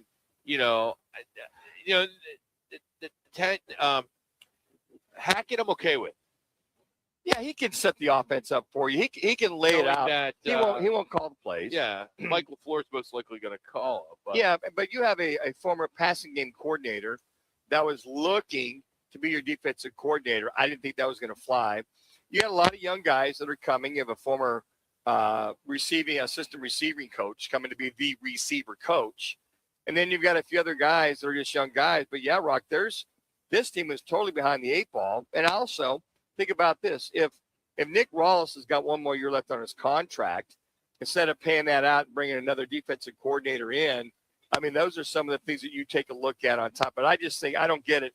The way this team ended, the way they lost these close, 5, 6 of the close games. And then on top of that, they got blown out the last, 5 out of 6 games. Don't like it. I think this is more, in my opinion, I think this is just him not having to pay a true bona fide defensive coordinator with the experience to come here and coach this defense. All right, so is this a smart reset or a high-risk gamble? We will get a perspective from Rob Fredrickson. He will join us next. My Valentine. Oh, yeah, she doesn't want any part of this. More Roc and Manuch with Jimmy B next from Wright Toyota.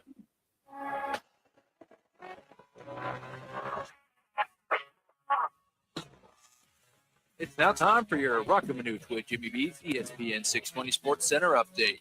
I'm Connor Collins. The Arizona Cardinals have finalized their coaching staff as far as the coordinators are concerned, as they've retained Nick Rallis as their defensive coordinator, and Nathaniel Hackett has been brought in as offensive coordinator. However, Mike LaFleur is still expected to call those plays. The Cardinals are also hiring Michael Gabriel as their new special teams coordinator. The former New York Giants special teams coach previously worked with LaFleur during their time together in New York. And the Arizona is adding Matt Schwab as their quarterback's coach, a veteran presence to come in and help this offseason. The weekend is better at Twin Peaks, and nobody does sports like Twin Peaks. Nobody. Catch the action at any of the 5 Valley locations and enjoy all-day specials on ice cold draft beers, buckets, specialty cocktails, and plus, pair it with the scratch-made bites that actually satisfy. Twin Peaks. Eats, drinks, scenic views. Looking for the perfect place to eat, drink, watch the game, and keep the night going? That's Backyard Desert Ridge. Enjoy elevated bar favorites and a killer drink menu. Catch every play on 40-plus HD TVs or 4 massive LED walls. Then challenge your friends to a game of your own. And when the game ends, the party keeps rolling with live entertainment and DJs nightly. Backyard Desert Ridge. Comfortably familiar, always exciting. We'll see you in the backyard. You applied to Grand Canyon University because you want somewhere fun and affordable, where hands-on classes and access to industry pros can help you build skills employers need, with the opportunity to graduate in less than 4 years. You want to feel seen, loved, called to more, to know you found your purpose. Make yourself the main character. Begin your story. Find your purpose at GCU. Visit gcu.edu. Let me remind you, Thursdays are where the weekend starts at Twin Peaks Restaurant. Grab an ice-cold Bud Light or a refreshing Michelob Ultra and catch wall-to-wall sports on massive TVs everywhere you look. Big games, cold beer, made from scratch food. Start your weekend early with Bud Light and Michelob Ultra. Thursdays at Twin Peaks. Eats, drinks, and scenic views. I was in a wreck. I need a check. I was in a wreck. I need a check. I was in a wreck. I need a check. I'm Attorney Kevin Rowe. Getting rear-ended once is bad enough. Don't let the insurance company hit you again with a lowball offer. Call an experienced attorney who knows how to fight and win. Call Lerner and Rowe today. 977-1900.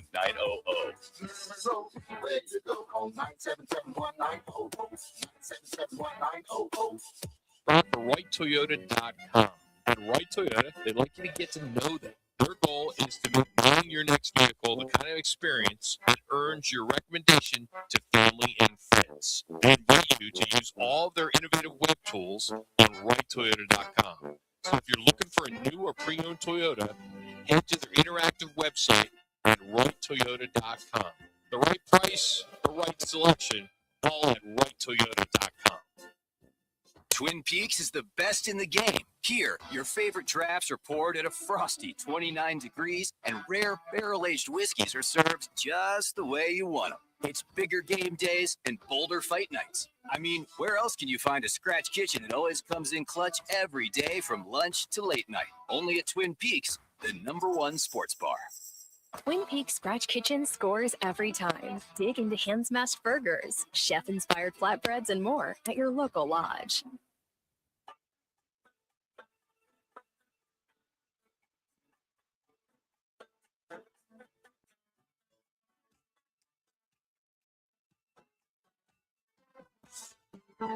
It's Friday, and the guys are live from Wright Toyota. Right on the corner, right on the price. Wright Toyota, located at 77th Street and Frank Lloyd Wright Boulevard in Scottsdale.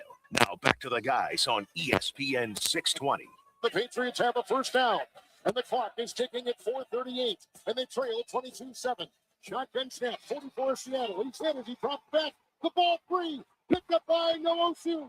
Running down the side, 30, 20, 10, 5, touchdown! It's picked off and a touchdown! Seattle has scored on another turnover, and that will seal it, it seems, right now for the Seahawks in Super Bowl 16. All right, before we get into some Cardinal talk, Rob Fredrickson joins us here on Roc and Manuch with Jimmy B here on ESPN Radio Phoenix. And we'll put a bow on the Super Bowl and Super Bowl 60. So defenses win championships, right? Rob, clearly, no question. No question. And if you did have a question, I think this Super Bowl answered it for you. I mean, you know, you look at what Philadelphia Eagles were able to do against the Kansas City Chiefs and Patrick Mahomes in the Super Bowl. Well, that was just repeated. I mean, Seattle up front defensively completely dismantled the offensive line of the New England Patriots. Drake May was flustered early and often, and they never had an answer. With all that being said, you look at these two defenses, Rob, and you look at what the Cardinals had this year or didn't have. What are lessons learned or viewed that this Cardinals team or will have to develop as far as a commonality with both these defenses we saw in the Super Bowl? Both played extremely well, but specifically the Seattle Seahawks. Yeah, I think the lesson to learn for the Arizona Cardinals is you can't miss on draft picks. You can't miss in free agency.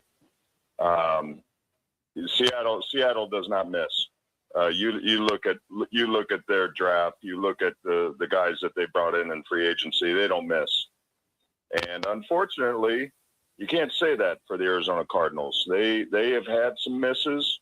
I love Walter Nolan, but the guy's not available that often. So, you know, that's got to get changed. If we can keep him on the field, he's a game changer. He's a game wrecker. But, you know, outside of that, our Cardinals haven't had the most success in terms of bringing in new pieces defensively. Well, on top of that, you look at that and you think, okay, you got Walter Nolan. You look at Robinson, Darius Robinson, trying to keep him on the field. At what point is the third year for these draft choices per se, Rob, that the year that they've got to kick in to see if you're your general manager, if you're right, you're wrong? And I think to your point, you look at Seattle, they've been much more right than wrong over their draft picks and also with their free agents. Yeah, see, first-round picks, you can't miss, number one. And, yeah, you're going to give them 3, maybe 4 years because they're first-rounders. But you kind of need them in year one to be Pro Bowlers or significant contributors, starters. They have to be your best players. And when they're not, that sets your franchise back. Not only does it set your franchise back, but I'm watching this Super Bowl, and to your point, Rob, they plug all the holes, but it's the depth that these teams have had because they both have had injuries. But again, John Schneider, I tip my hat, general manager for Seattle. I tip my hat to the New England Patriots for what they've done for so many years. Is that a function of your scouting department bringing you the proper eyes to what's out there? Because so many teams miss with the depth. Seems like Seattle and the Patriots this year didn't miss with depth this year. No, it's absolutely scouting. It's bringing in the right guys to fill out that depth. It's also player development, and that's on the coaches. And it's getting these guys that maybe are a little bit of a diamond in the rough, a little rougher on the edges. It's coaching them up. And it's getting them to the level where there's not a significant drop-off from starter to second string or third string. I look at what San Francisco was able to do this year defensively. They had enormous amounts of injuries defensively, and they were able to patch it together with backups.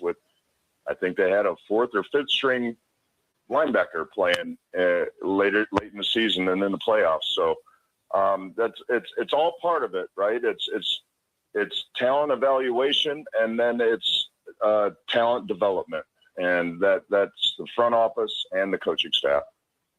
Roc and Manuch, Rob Fredrickson here on ESPN Radio Phoenix.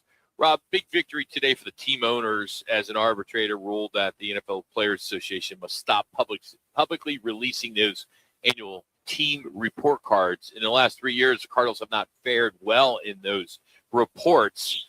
Do you feel that without these report cards out there, this could turn the corner a little bit for the free agents out there that may have said, hey, I'd love to go to Arizona, but I see these report cards, and it says that this, and that. You think that plays into it at all? You know, I think if you have two similar offers, that may play a factor, but at the end of the day, you only have so many contracts as a professional football player. Money is going to be the dominant factor in terms of where you're going in free agency. And, I think those other things are secondary. They're important, but they're not the main thing. And the main thing is going to be the financial commitment that the team would be devoting to you as a player. And you think it's important as a fan that they're knowing they get the best out of their players, that the team is accommodating them with, the cafeteria, all those grades that are listed out there, that if I'm going to go buy the ticket, I want to make sure my players, even though they're making good money, are accommodated to put their best product on the field when they see the team is slacking in so many areas, and maybe negating that one or two guys that won't come because of those situations.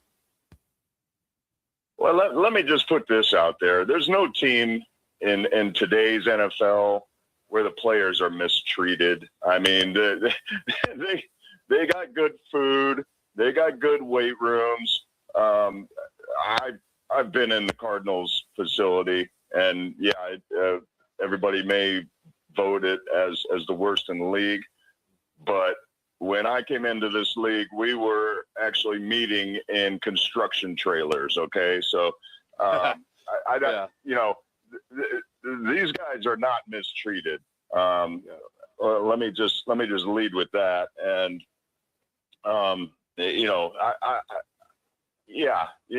other teams might have newer, shinier, better facilities and better culinary choices. Like when I played, our lunch we'd get Popeye's chicken or something. So I don't feel sorry for I don't feel sorry for these guys. All right.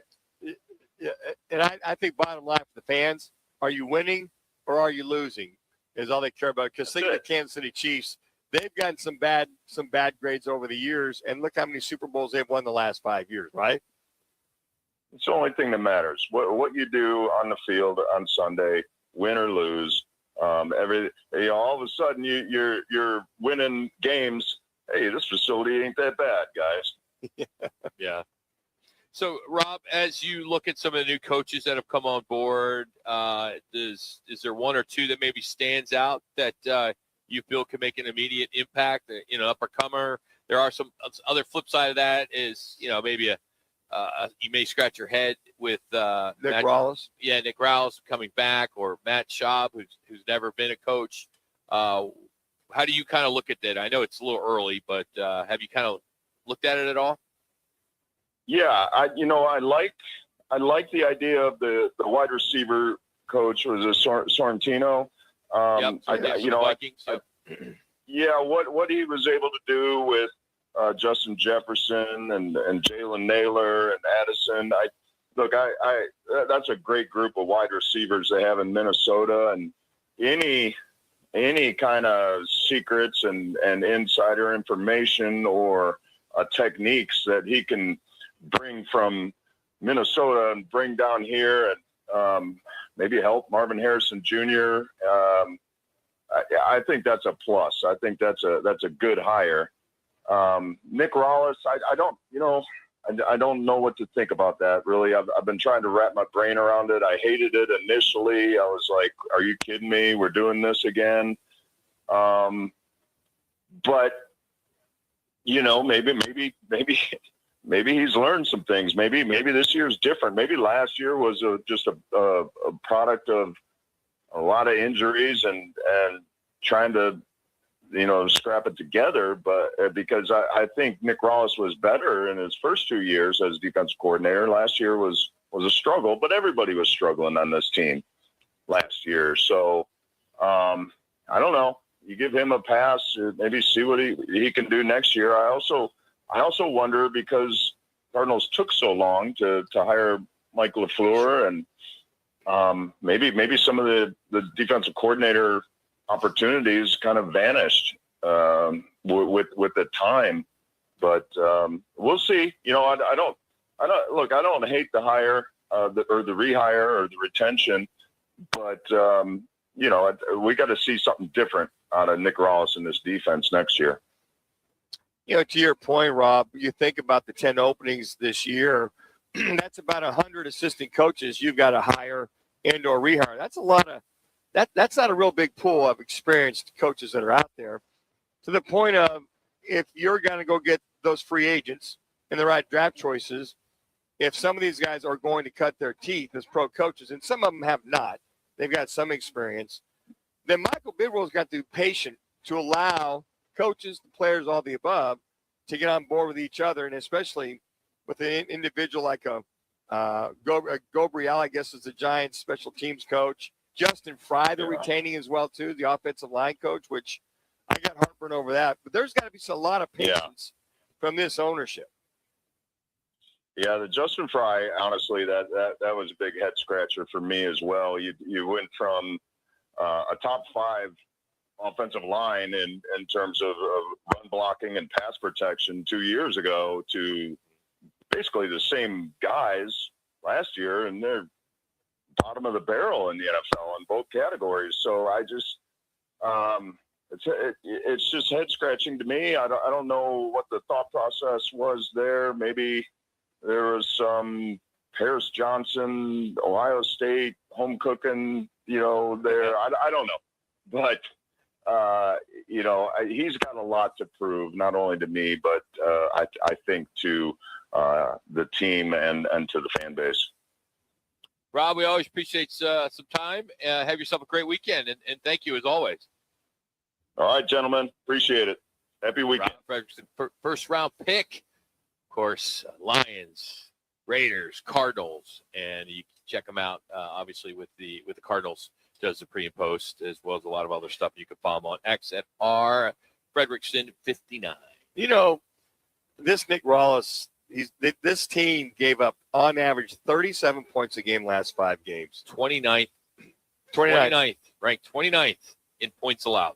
They lost 14 out of 15. Wins, 3 wins. Losses. But you look at those so-called close losses, the final drives, 4 out of those 5 games, where the offense is going down the field, scoring, getting a game-winning field goal, what have you. I don't like it. I think they should just clean house, bring in Justin Fry back as your offensive line coach. Yeah, you Ross back. You brought back the two areas. Yes, that need the most maybe help. say there's 3 the most. Yeah, Yeah. we all know the offensive line is always horrible. Yeah.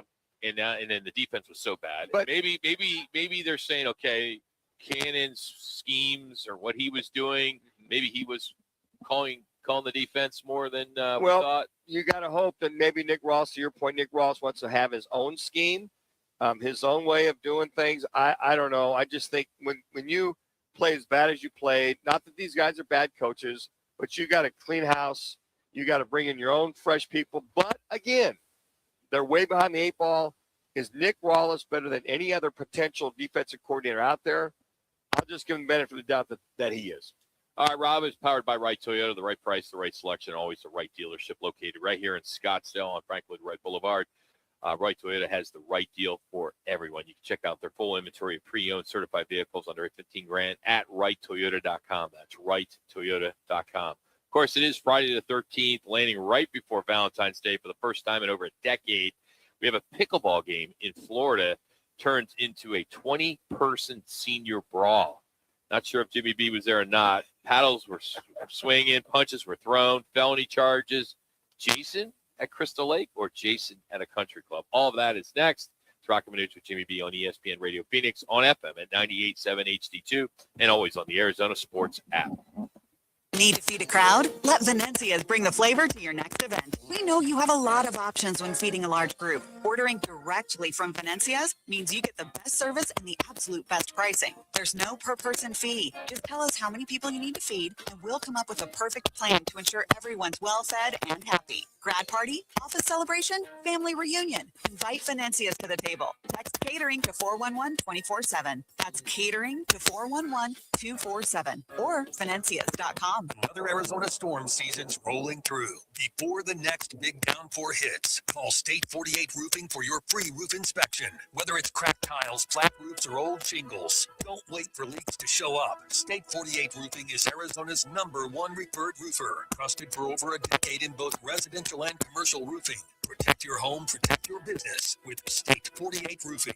Visit state48roofing.com or call 480-268-4509 today. Join the team at All City Towing, Arizona's largest towing company and leader in roadside service. We're hiring dispatchers, call takers, lot attendants, drivers, and customer service pros ready to grow with us. You'll enjoy state-of-the-art equipment, consistent schedules, full health benefits, a strong 401k match, employer life insurance, and a monthly fuel allowance. Take your career to the next level. Apply today at allcitytowing.com. All City Towing, where your future is always moving forward. Now open in North Scottsdale. It's the Orangedale Lounge. OD's, right off Thompson Peak and Bell, next to Bash's. Your new favorite dive bar has arrived. Cold drafts, chill vibes, always affordable prices, and the OD Mug Club, a one-of-a-kind membership you won't find anywhere else. No frills, just great people, ice-cold drinks, and a bar that feels like it's always been there. Follow at OD Scottsdale and get the scoop at orangedalelounge.com. Orangedale Lounge. Dive in and drink up.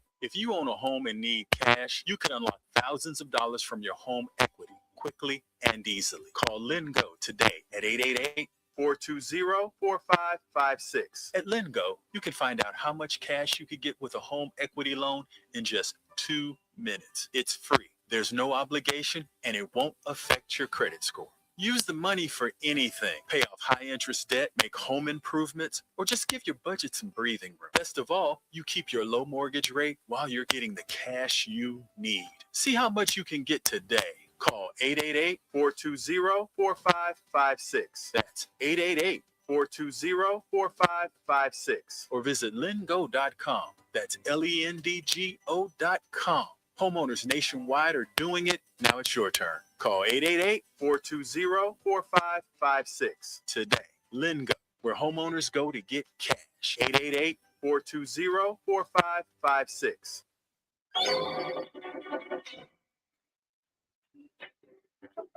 It's Friday, and the guys are live from Wright Toyota. Right on the corner, right on the price. Wright Toyota, located at 77th Street and Frank Lloyd Wright Boulevard in Scottsdale. Now back to the guys on ESPN 620.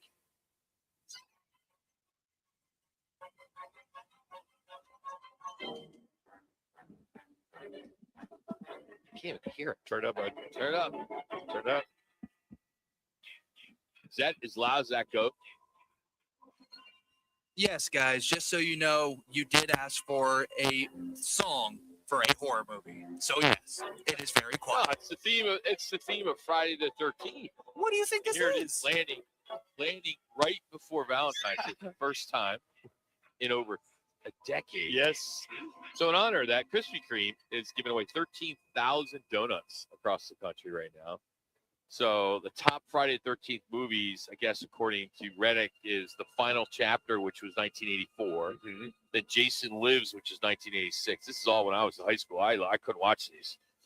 And then the number 3 was the original one in 1980. So that was number 1, Friday the Chat. That was when that was considered the best of them. Yes. And then the second one was Jason Lives. I guess there's some humor in that one. Then the 13th, which is the original. That's the franchise. That's where it was established at Crystal Lake. you remember. I don't know Yes. if that's Crystal Lake, Michigan. I don't know. Where is it? Is it Crystal Lake, Michigan, the original Friday the 13th? Might have been. Yeah, I'm thinking I've been about to Crystal Lake. Yeah. Is that where Friday the 13th was? Jason lives up there. Wow. I just love when they go back and they go back in the sequels or prequels to him in the mental institution, getting out of the mental institution, going back for the sister, going back for the family. Yeah, I mean, Michael Myers. I'm sorry, Michael Myers. But I mean, you just think of some of those things. You go, wow. Yeah, I mean, can't watch this. I can't watch Children of the Corn. Yeah, With that Chucky. would freak you out a little bit. Totally. Then I Yeah. got stuck in Nebraska one time in a corn. Yeah, I won't tell that story. I went back for an ASU Nebraska football game. When it's Friday the 13th, today I didn't really think about it. So I saw the lineup today a year ago, Friday the 13th. To me, it's just, I'm not into the superstitions or the black cats. Watch or, out, Manuch. You know, I'm just like, it's just another day. You're Keep talking your head about, on I'm a not gonna talk- swivel. All right, that's it for that. Let's get to a little police splatter today as a bunch of Florida seniors, not high school seniors, got in a fight on Sunday at a pickleball court. It started over an argument about someone stepping in the kitchen during the game. Now, if you play pickleball, you'll know what the kitchen is. It's an area of the court close to the net that you're not allowed to go into. You got to be standing out of it. Okay. So this guy around your age, mid-60s, Yeah. allegedly swore at a woman, then hit her husband with the pickleball paddle, punched another guy in the nose, pushed another 70-year-old woman to the ground. Here's the 911 call.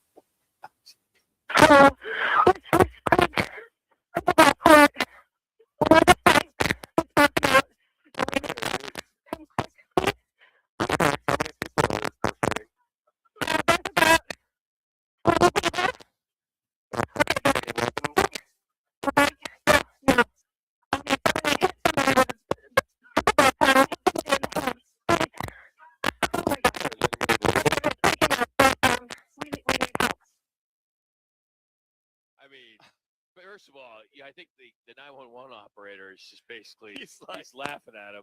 And, you know, he's like, "Oh, is anybody hurt? You know, What kind low key? Any weapons? Any weapons? Yeah, they got paddle. The paddles are what they have. I guess, you know, according to police, that a couple people were arrested, detained. Yep, aggravated assault, 2 counts of battery on someone 65 or older. Another lady was charged with battery on a senior. They were released, but they're going to go back in jail on March 3rd. So the 911 call today kind of just took me back to a little flashback Friday. So these 2 911 calls that we're going to play for you, they're old. We've been playing them. We've played them a lot over the years, the last 20 plus years that Manuch and I have been doing this. But this one kind of plays into the 911 and plays into Valentine's. A lady has the police come, and then she wants to ask out the cop.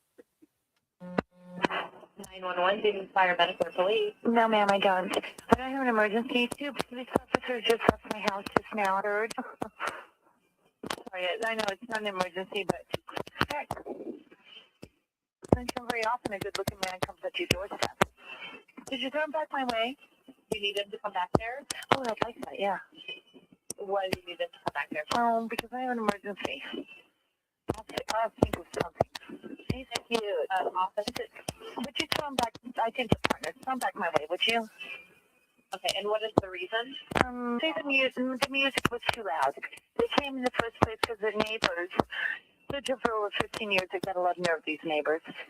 My music was too loud. Can I discuss that with them? You need to talk about the noise complaint as well? Exactly. Yay. He's a cutie pie. And who is it having the loud noise?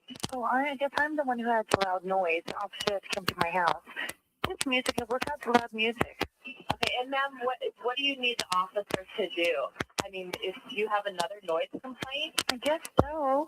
Okay, and where is the noise? Honey, I'm just going to be honest with you, okay? I just thought he was cute. I'm 45 years old, and I'd like to meet him again. But I don't know how to go about doing that without calling 911. I know this is not absolutely in a way, shape, or form an emergency. But if you would give the officers my phone number and ask them to come back, other than I know they have terrible lots of things to do in Aurora, would you mind? I'll give them a message to call you. Thank you very much. That's great. Oh, my God. All right, and one more. Since we're throwing the ladies under the bus here, here's a dumb lady calls 911 because she couldn't. She had trouble locking herself in her car. Hi, I'm at the corner of Pleasant Hill and John Young Parkway. I'm in a Walgreens parking lot. And my car will not start. I'm locked inside my car. I cannot open my car. I can't get the windows down. Nothing electrical works. And it's getting very hot in here, and I'm not feeling well. Are you able to pull the lock up on the door and open the door? You should be able to just pull the lock up, even if it's electrical. Let's try it. Okay. All right, I got that going. Okay. Are you able to get out of the car now? Yes, I got the door open. Okay. That's like Blonde Star. We just do the Blonde Star. Go one. Blonde Star's classic. Anyway, there you go. Have some fun there. We have a nice promotion with Biggs. It's our VIP spring training baseball experience. All you do is text Biggs to 59925. That's Biggs to 59925. 4-box seats for a spring training game at Peoria Sports Complex. It's actually D-backs and Padres. It's a weekend. Lunch and dinner and drinks and all of it at Biggs. We're going to even hook you up with some ride share vouchers. Best of all, ESPN 620 Roc Manuch from Jimmy B swag bags. So what's going on right now? Text Biggs to 59925. And coming up, our sports shuffle is next with Roc Manuch with Jimmy B here on Right Toyota.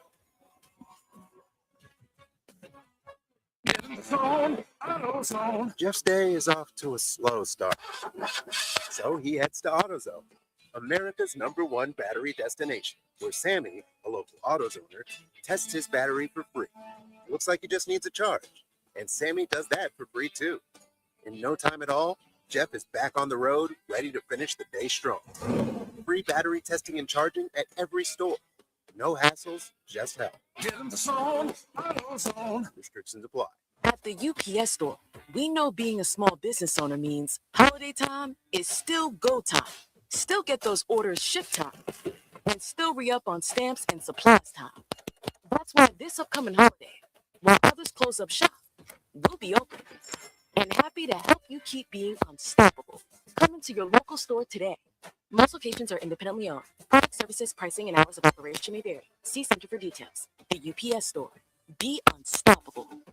This President's Day, if you're shopping for a new truck, SUV, electric vehicle, or crossover, you owe it to yourself to check out your Valley Chevy dealers during the President's Day sales event. Ride yours away this President's Day. Live life bigger in a Traverse or the roomy and dependable tracks where versatility meets agility, or the Silverado or Colorado trucks that fit your lifestyle. Don't miss out on the chance to drive yours away this President's Day. See your Valley Chevy dealers during the President's Day sales event going on now. The best in women's college basketball, the brightest stars in the game. And for the very first time, it's happening in the desert. The NCAA Women's Final Four is coming to Phoenix. 4 days of free family fun with tailgates, a concert, viewing parties, and more. April 2nd through 5th in downtown Phoenix. Free events, all ages, all weekend. NCAA.com/Women's Final Four. Join us for the President's Day weekend sale at Vans Golf Shops by Worldwide Golf. Don't miss incredible deals like 25% off all clearance apparel, 20% off all clearance bags and shoes, and top-line Prior Gen, Callaway, TaylorMade, and Bridgestone golf balls now $44.99 per dozen. Swing into Vans Golf Shops by Worldwide Golf for the President's Day weekend sale. Trusted by golfers since 1963 and home to the legendary 90-day satisfaction guarantee. Get there. When it comes to sushi, reputation matters, and Sushi Brokers Arcadia has built theirs on being the best sushi in Arizona. From traditional rolls to bold fusion creations, like our crowd favorite, Seafood Dynamite, and the must-try sushi pizza. We've got something for everyone. Our famous happy hour is every day from 3 to 6:30 with fresh favorites like the California roll, spicy tuna roll, and the surf and turf roll, topped with seared steak. Sushi Brokers Arcadia, 44th Street in Indian School. KTAR AM Phoenix, Arizona's home for the worldwide leader in sports, is ESPN 620.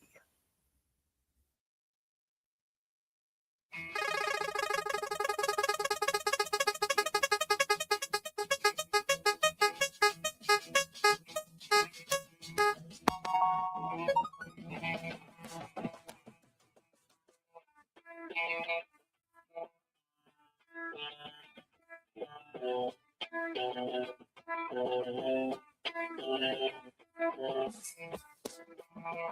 right, Roc Manuch with Jimmy B out here, right Toyota, our sports shuffle, where we kind of go around all of sports, baseball, basketball, NFL, everything that we got, even some college we'll get into today. But Major League Baseball, ESPN has taken over MLB.TV. So what happened? New rights deal officially kicks in. So now MLB.TV is being distributed through ESPN's direct-to-consumer platform. So how this works is ESPN Unlimited subscribers, which pay $29.95 a month, can now add the MLB TV network for $135. That's discounted. Regular MLB TV price is $149 or $150. Or you buy the MLB TV and you get 1 month free of ESPN Unlimited. So the catch, there's still blackouts. You still have blackouts. So if you don't have Channel 3 and you buy the MLB TV deal, you'll still get a blackout. Still can have a Wow. blackout. I'm so glad that's screwed up. I mean, that's just such a disservice to be blacked out. You know, I'm so glad we have Cox because we Me get too. all of that.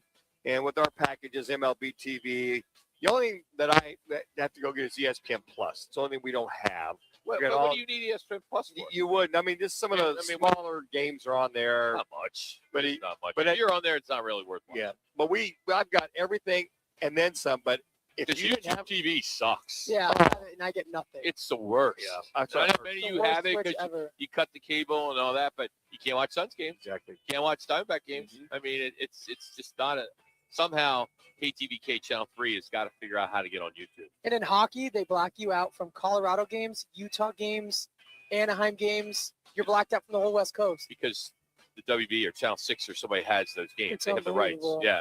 All right, Dodgers payroll drama. $401 million. The Dodgers luxury tax payroll. Yeah, that's more than 4 times the Mariners. There's going to be some labor tension there. It's creating some major small market frustration. And the commissioner, Roc Manuch, says great teams are good for baseball. But here's the issue. The CBA expires December 1st. Lockout talk is already brewing. The debate is the dynasty dominance good for business or bad for the competitive balance. So that will be something that we will dive into. the only thing I can think of, Rock, is I don't know how you could have any kind of an antitrust violation with the Dodgers. I don't know how you can. It's free marketing. I mean, they can, the rich get richer, the poor get poorer. The only thing I can think of is the lockout is the owner's locking out the players if they don't report. So if they don't report, they're going to say, okay, we're going to lock you out.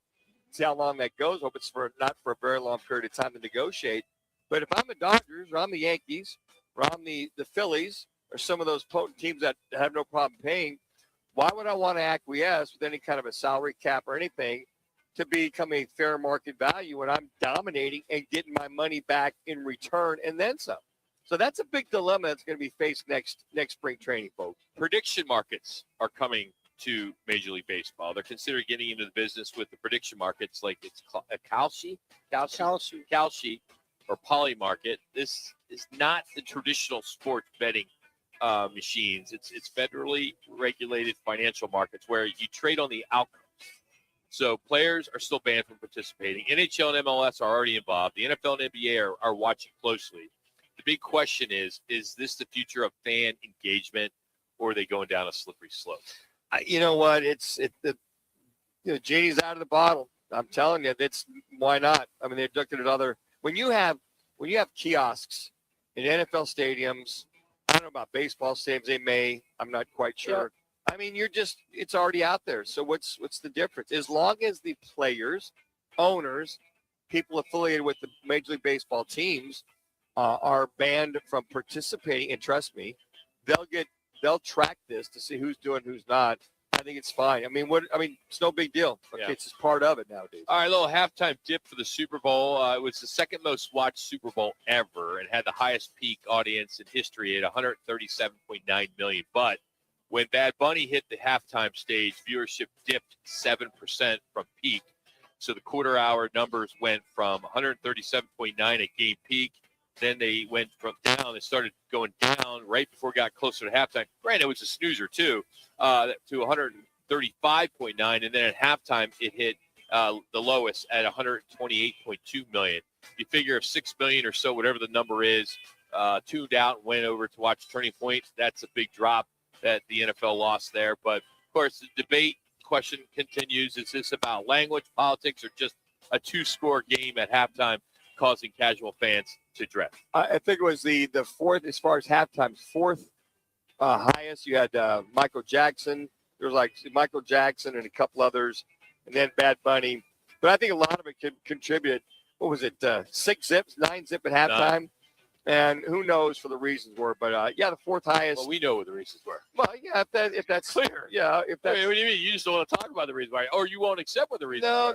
I have no problem with it. With the Bad more Bunny. people I talk to, it's, no problem at all. No problem whatsoever at all. They just miss getting your message across to people. That's the main thing. They should have just at least put something in English. Yeah, I think that to be fairness, the guy sung about fairness and equality, and it was more about love than hate. How would 130 million of those people, they didn't know? Yeah, I would say that's really the only thing. If I were to say just subtitles would have been there. Matter of fact, I know you go subtitles on your TV if that would have even worked with this Super Bowl. But I think if people would have realized what he's singing about, it would have had quite the heartburn. Presidential pardons in the NFL. Just days after the Super Bowl, President Trump pardoned 5 former NFL players: Joe Klecko, Nate Newton, Jamal Lewis, Travis Henry, and Billy Cannon, who's passed away. That's something we see a lot. Unfortunately, when he does it, it gets some pretty bad press. But pardon some guys. We just pardoned Darryl Strawberry about 2 months ago. Yeah, I didn't realize, as I read all those guys that had those crimes against him. The Klecko and then the fraud. I knew with Allen that he had his, but some of the others, I was like, wow, fraud and what have you. So they served their time. They moved on. But what he's done, he's pardoned them from that. I mean, it's still there, but there's nothing more so that they can do with them. North Dakota State University is moving up to the FBS. We talked about that earlier in the week, joining the Mountain West as a football-only member. But here's the twist. If NDSU underperforms, they're required to increase football spending the following season to match or exceed conference averages. So the numbers are, if they're spending $8.4 million, the Mountain West average is $15 million. The entry fee was $12.5 million. The reclassification fee is $5 million. They won't be eligible for a bowl until 28-29. And the debate is this a competitive accountability or a financial pressure on the smaller programs? But just think, if this team goes 4-8 or whatever the amount of games they play, and they don't succeed, then what happens? Well, they have to spend more money? Yes, they do. If you're going to such a crazy deal. If you're gonna play, if you can't help the big dogs, stay on the porch. It's the whole thing right there. You're gonna come in here.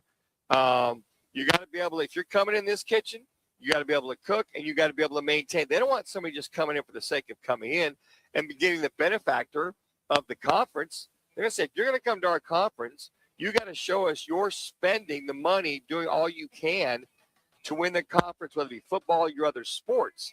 So all they're doing is just holding them accountable. Are you making sure that you're not coming on the cheap and reaping all the rewards from the conference, and we're not seeing it on the other end? All right, WNBA to WWE. Caitlin Clark, Sophia Cunningham teased the possibility of entering WWE after their WNBA careers. Then the Bella twins from Chaparral, right in our backyard, publicly challenged them. Sophie and Caitlin versus the Bellas, book it at WrestleMania. And this could be pretty cool. That would get my attention. It would totally. I mean, why would it? Yeah.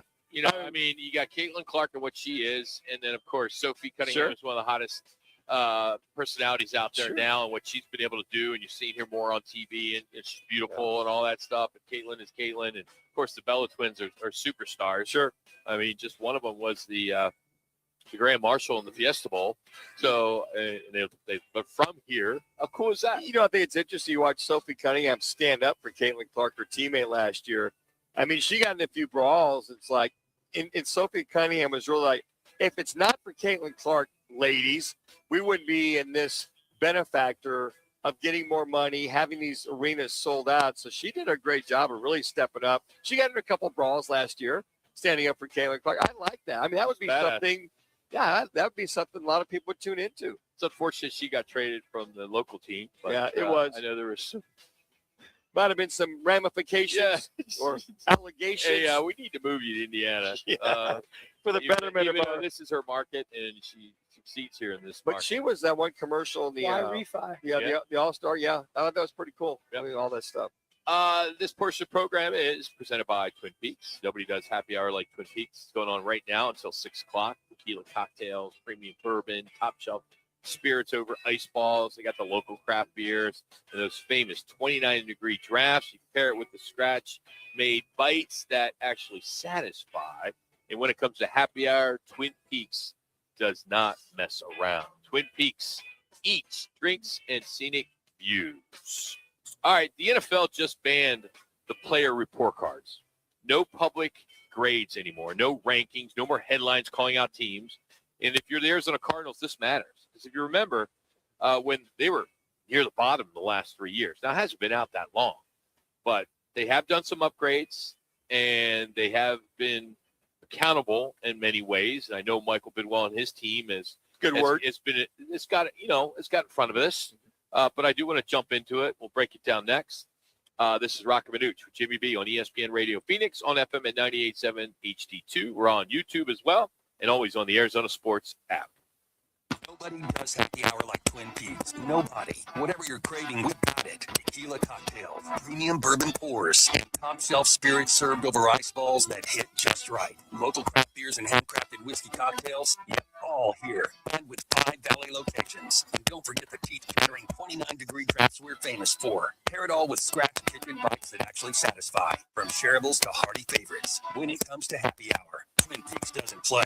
Twin Peaks eats, drinks, scenic views. Join us for the President's Day weekend sale at Vans Golf Shops by Worldwide Golf. Don't miss incredible deals like 25% off all clearance apparel, 20% off all clearance bags and shoes, and top-line prior gen Callaway tailor-made Bridgestone golf balls now $44.99 per dozen. Swing into Vans Golf Shops by Worldwide Golf for the President's Day weekend sale. Trusted by golfers since 1963 and home to the legendary 90-day satisfaction guarantee. Get there. Arizona's headquarters for Toyotas is Wright Toyota. We ride for my friends at Wright Toyota in Scottsdale. You will always find the right deal at Wright Toyota. Wright Toyota has been driving Arizona's home for years with their amazing service, pricing, and great selection. I encourage you to discover the difference at Wright Toyota. Make the right choice, Wright Toyota, just off the 101 on Franklin Wright Boulevard, and always online at WrightToyota.com. The right price, the right selection, check out WrightToyota.com. This is Jason Sheckerly, former Phoenix police officer. There's nothing more important to a first responder than focusing on their mental health. And there's nothing better for that mental health than golf, friends, music, drinks, food, and fun. Join us for the Heroes Golf Classic Tournament at the Weston Kierland Golf Course on Friday, May 8th. If you're not a golfer, show up for the after party and benefit concert with the best cover band in Arizona, Rock Lobster. Proceeds are going to benefit the 100 Club of Arizona. The 100 Club provides support for our first responders through critical incidents, injury prevention, mental health, and scholarships. Every day, our public safety members put their lives on the line, and we are their backup. So come out and join us on May 8th. To register, go to our website, 100club.org, and click on the events page. Again, 100club.org. Click on the events page, register for the tournament, and we will see you on May 8th. Bigger fields, bigger events, bigger experiences. Arizona Athletic Grounds. Arizona Athletic Grounds is a 275-acre sports and entertainment destination for athletes, fans, and families. Located in Mesa, AAG is one of the largest multi-sport complexes in the country, with over 475,000 square feet indoors and more than 150 fields and courts. From tournaments to training to cheer, dance, concerts, and corporate events, the Grounds does it all. Learn more at azgrounds.com.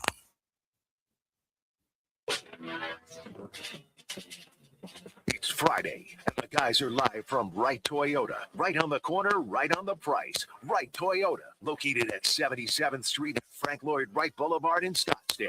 Now back to the guys on ESPN 620.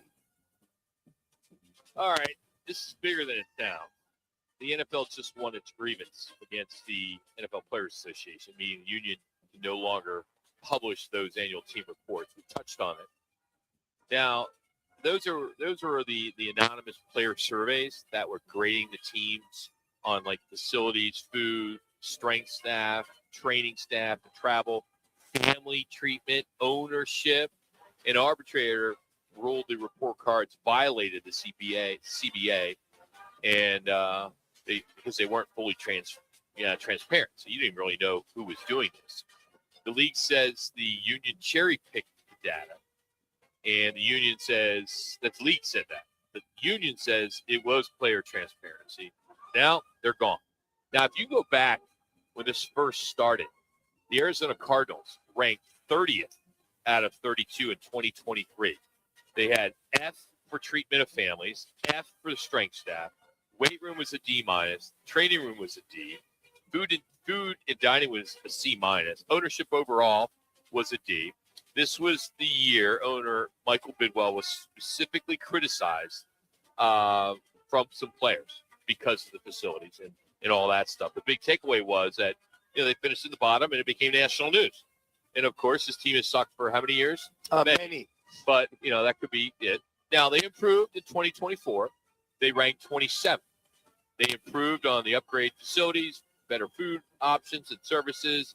The strength and conditioning feedback came back more positive, but they still lag in family treatment, locker room amenities, the perception of the ownership transparency. So the Cardinals publicly acknowledged the grades again and said changes were going to come, and they are. We have you see there's a big 18-wheeler sitting on the corner of Scottsdale Road and the 101 where the new facility is going, and that's a new training facility, which is going to be big. But the 2025 report card, it looks as though, and I don't have specifics here from what I was able to pull off the net, it said that they moved closer to middle of the pack. They renovated the weight room. They improved the player dining options. There's a better training support. However, ownership perception remains still mixed. Family support policy still related down the low end, below the league average. So the Cardinals were a bad team when it came to these report cards. Near the bottom in year one, improved year 2 and 3. But this matters. I really think it does when it comes to free agency. I know we've talked to some people today about it, but I don't know how it can be.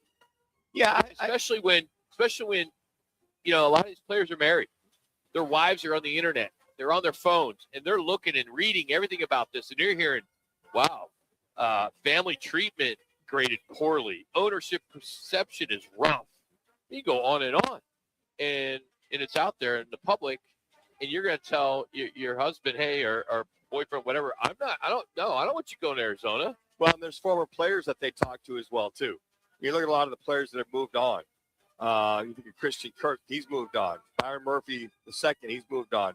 You don't think that those players, if they're talking to other players in reference to, it's interesting. Rob Fredrickson was on the last hour. He said, look, if it's apples to apples, then you're going to weigh a lot of those things. But if this team's paying you much more than the other team, I guess you would tolerate all the issues with that particular team. In this case, the Arizona Cardinals. And for a lot of guys, the reason why it's so important is just because of, if I come here, number one, are they a winning organization? Number two, well, what is it like inside that building? Number three, I got a wife and I got 2 kids, my family. There's so much minutia that surrounds a player's life that, number one, yeah, they're making a lot of money. That's one thing. But there's got to be other things to have a guy be comfortable to Phoenix, Arizona. And so I think that's what this is. And what the reason the owners are happy about this is that this is in the CBA that you're not allowed to make disparaging remarks about the team or ownership. Now, they will work with you on their own internal surveys, and they'll work with it and find out who needs the help, but they don't want it made public. Yeah. And I think that's the thing where I think a lot of players, if it wasn't made public, that they would go ahead and just call and do their own betting. Now, the Players Association said, look, you might stop it here, but we're going to continue to put this information out there. You can't prevent us from putting it out there. And then the owners who are really upset that this came out the last several years. Especially one that's in this. Exactly market. right. Yeah, they do. You kind of air their laundry out, if you will. But I think what it's done, and you just brought this up, Roc, I think that if the Arizona Cardinals can improve in all of the 5, 6, 7 different categories, whatever they are, you just round them off, can improve on that, then all of a sudden a guy who got 2 kids that are 5 and 3, that his wife can bring them to the game and know that there's going to be good child care, that she can watch the game, the kids can be watched, there's accountability responsible, and the player doesn't have to worry about those things. I will tell you this. The one thing about a player is that, yeah, you got your job on the field. But number 2, with the family, you want to make sure that all those issues are taken care of so you can focus on your game. The guy doesn't want to go into a stadium and go, man, I hope the kids are well taken care of while he's playing the game. Or the wife is like, you know what, honey? You know, we talked to Kansas City, we talked to Philadelphia, we talked to the Arizona Cardinals. All the ancillary stuff leans toward the Philadelphia Eagles.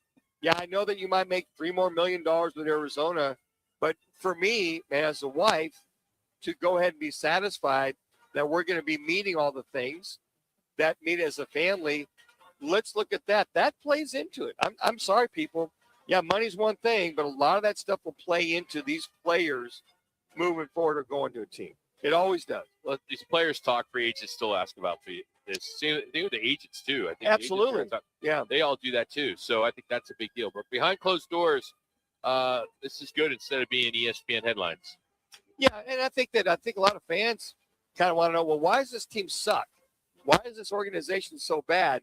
And then when you see a report card, you go, okay, that makes sense. That makes sense. If they're F&D all the way throughout and guys come here, if I'm a fan going, well, if you're paying so-and-so, 25, 30 million a year, why is he fading in the final quarter? Is it just the minutia that surrounds the team that affects these players in that locker room or affects them off the field? And quite frankly, Roc, hey, look, where there's smoke, there's fire. I really believe that if you are year in and year out, a bad organization, bad games, bad teams, and you look how the players are treated and look at their conditions, well, you know what? They're probably bad as well, too. So it all goes hand in hand. I really believe it. It all goes hand in hand. The sad part about this is this has been going on for this organization for so many years. Sure.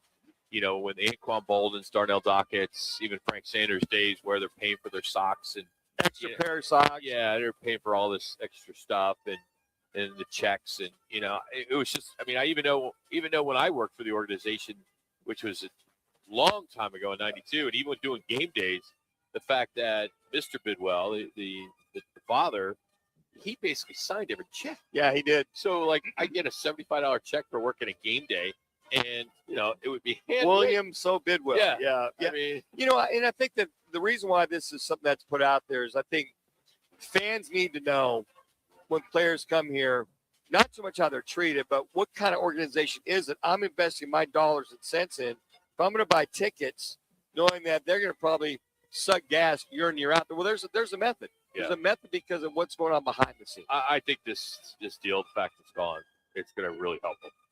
Not really help them, but you can move on. It's still going to linger. Yeah, it's still going to linger. It's still going to pop up on Google when you search it. And I think until they get this new facility, which is going to take a few years, here in North Scottsdale, but that'll be a huge upgrade. This Arizona Cardinals franchise and a major pain in the ass for traffic up there. I'm so glad I moved away from Greyhawk. It's going to be horrible. Well, I forgot about that. It's so going to be so bad. Scottsdale Road, 101. It's such a cool facility. I mean, it's basically taking Desert Ridge and just moving it east. Yeah, a mile or two, and just doing another one. I will commend him that he's finally that Michael Bill is finally catching up with the Joneses, literally the Jerry Joneses of the world, and so many other organizations that have got these new facilities. But he's behind the 8 ball. But I'm glad to see at least he's bring this facility to fruition. All right, we are going to catch up with James Jones, put a bow on the Super Bowl, as well as, maybe ask him about this report card deal, see if he thinks it's a big deal or not. He may not, and see if this will help attract a better free agent. So we'll ask him that. We'll get his player's perspective, as well as talk about the defense and what we saw in Super Bowl 60, and more importantly, the wide receivers room there at the Arizona Cardinals. So we'll catch up with the great James Jones next. But first, here is another ESPN Radio 620 Sports Center update with CC.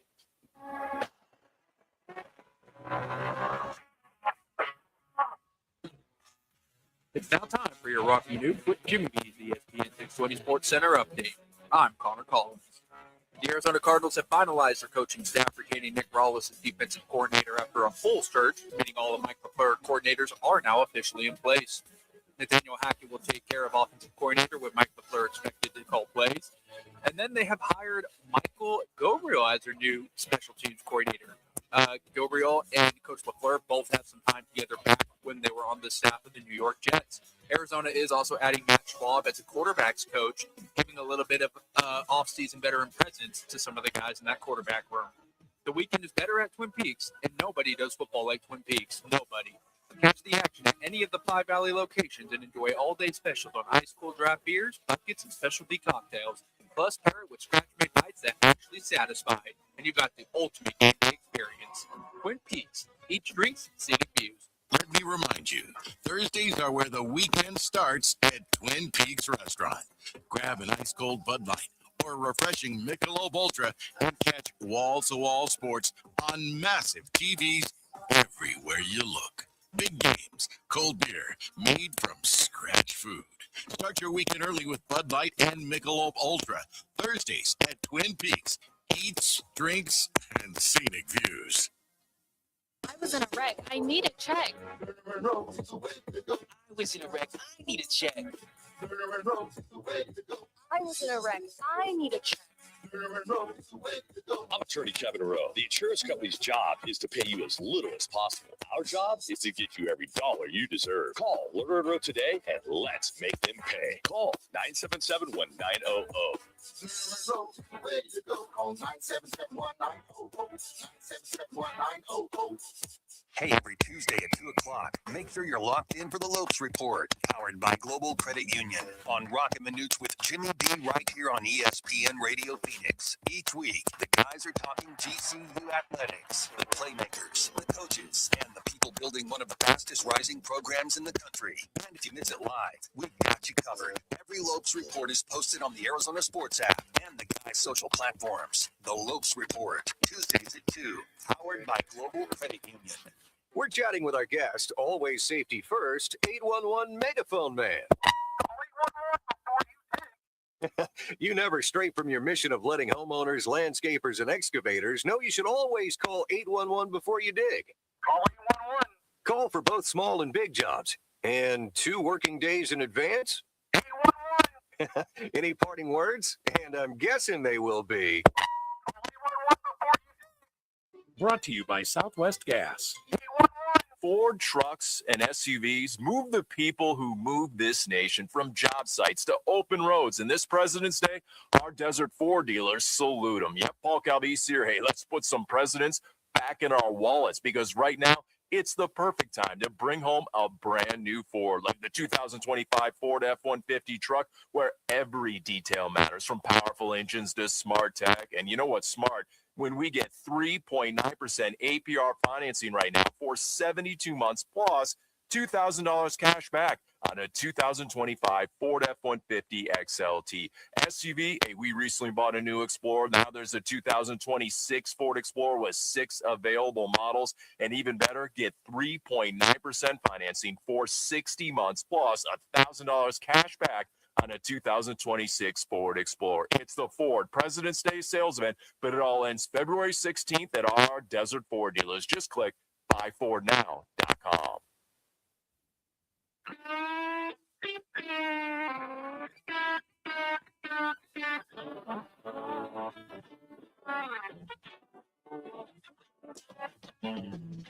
It's Friday, and the guys are live from Wright Toyota. Right on the corner, right on the price. Wright Toyota, located at 77th Street at Frank Lloyd Wright Boulevard in Scottsdale. Now back to the guys on ESPN 620. Rodgers on 2nd and 4. Puts it up. The jump shot is got it. Inside, and he will take it in. Touchdown Packers. Little flashback Friday there. A 74-yard touchdown catch by our next guest, James Jones. How we doing there, James? What's going on? How are you today? What up, fellas? What's going down? You tell us. Where are we going to see you? I mean, what's going on? You're moving. You're shaking. You got all kinds of things rolling. What's the latest on what you're doing? I miss watching you on FS1 in the morning. Yeah, man. You know, I mean, I was trying to hold the show up by myself, man, as long as I possibly could, because, you know, Shady and Acho, man, no, I'm playing. Man, I do my Packers TV, I do my Raiders TV, and I coach these high school boys, man, and I'm falling in love coaching these high school boys, man. So, you know, I don't know how much more TV I'm going to do. I am about to get into calling some games, but I'm just loving coaching these boys, man. Talk more about that. What is it that you really love about coaching?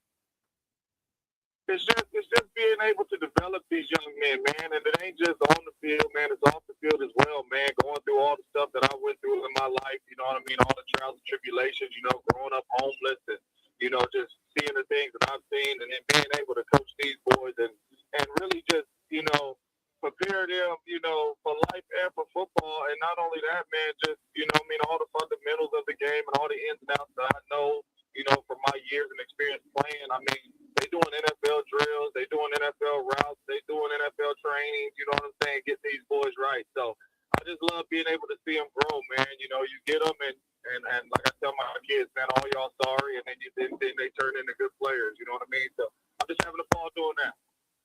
You know, James, and you're doing a great job. Get a chance to see you out there work with one of my QBs that you got over there with that team. You know, you talk about coaches, and we had 10 firings this year. And it looks like on average there's 10 to 15 coaches, assistant coaches that need to be filled. So let's say there's 150 plus or minus coaches needed for all these teams. Things can get pretty thin if you're the last team, i.e. Raiders or Cardinals, as far as your coaching staff. In your mind, how vitally important is it to have those experienced or solid coaches at the NFL level to develop whether it's a good player or a decent player? And especially if you're one of the last two teams to be hiring these coaches. Yeah, no, that's huge. I actually was out there for the Raiders press conference when they brought in Clint Kubiak.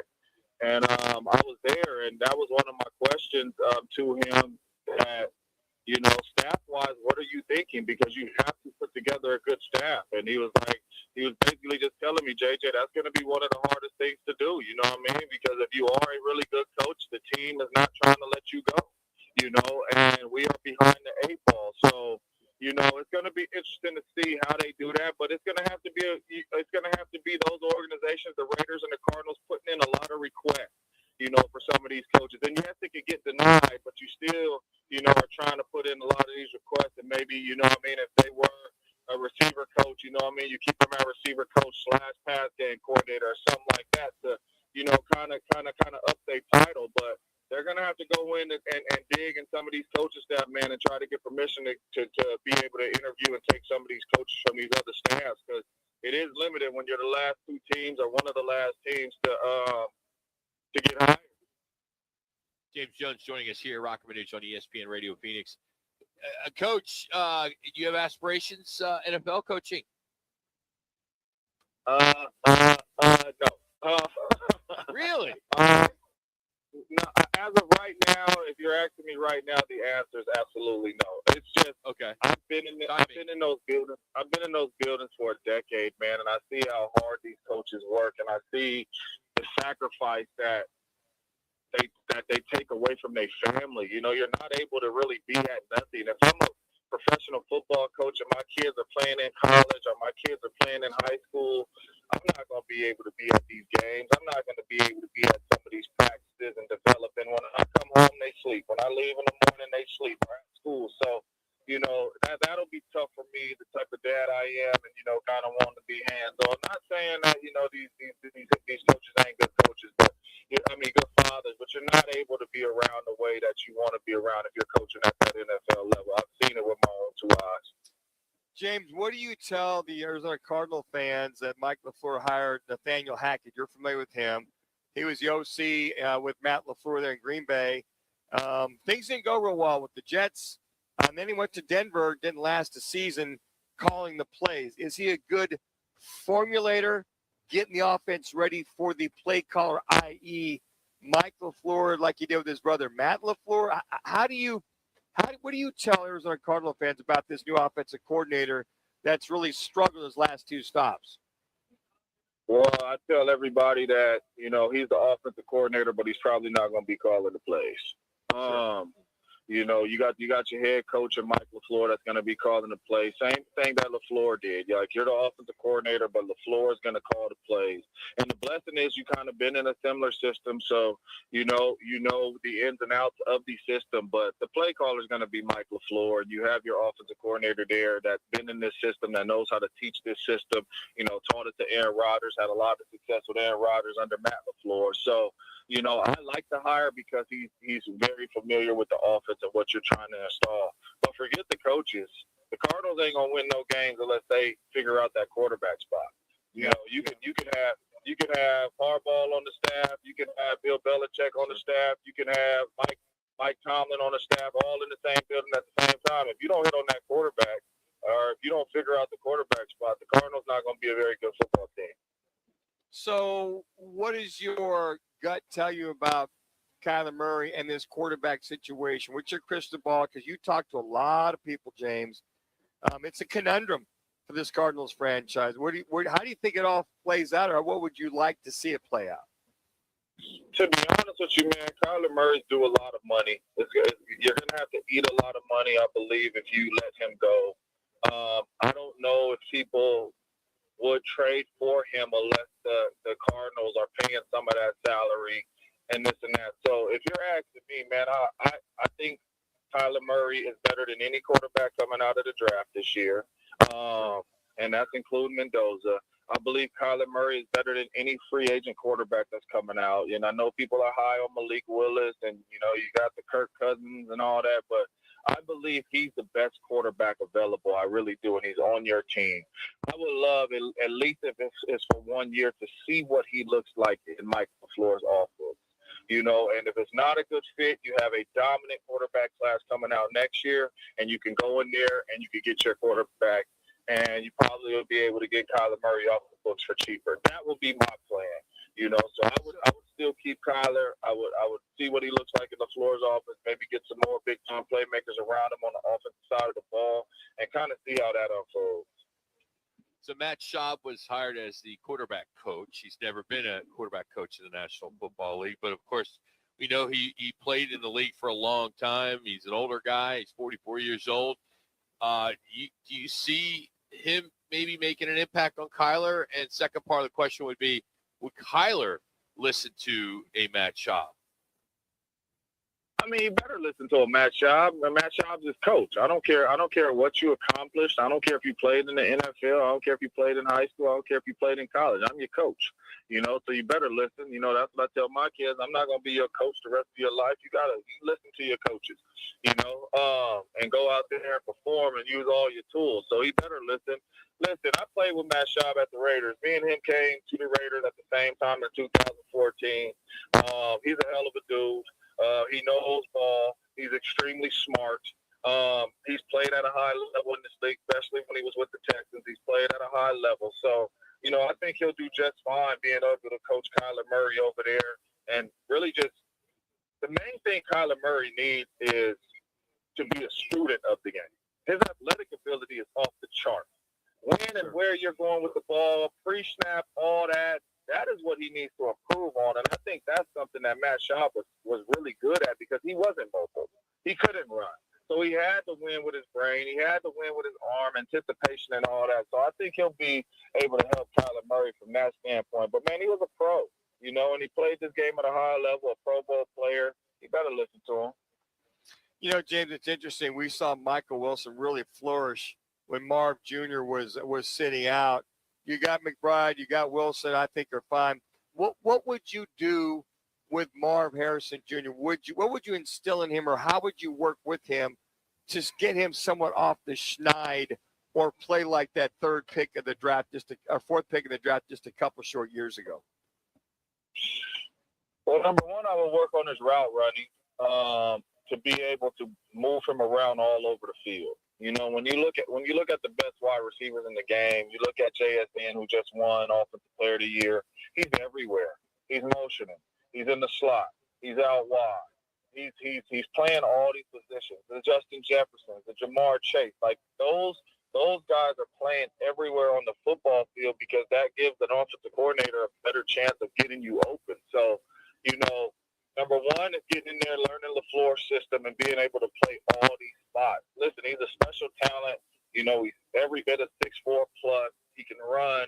You know, so I think the main thing is learning all these spots so we are able to move you around, so we can be able to get the ball in your hands more. And if they can do that, man, I think, you know, the young fella could possibly put together a Pro Bowl year.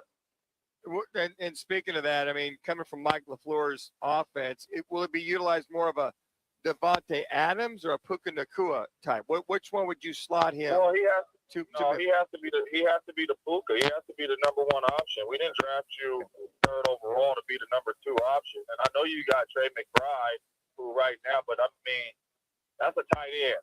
When you talk about explosive plays down the football field, being able to make these big time plays down the football field, you need a number one option at the wide receiver spot. Trey McBride is phenomenal. He's going to work the middle of the field. He's going to make some explosive plays, you know, breaking tackles and stuff. But you need those guys that can really make those big time plays. And he has to be that number one option when you talk about throwing that ball outside the numbers. James, you guys watched a lot of football this year. So as you put a wrap on 2025, what are a couple things that stick out for you this year?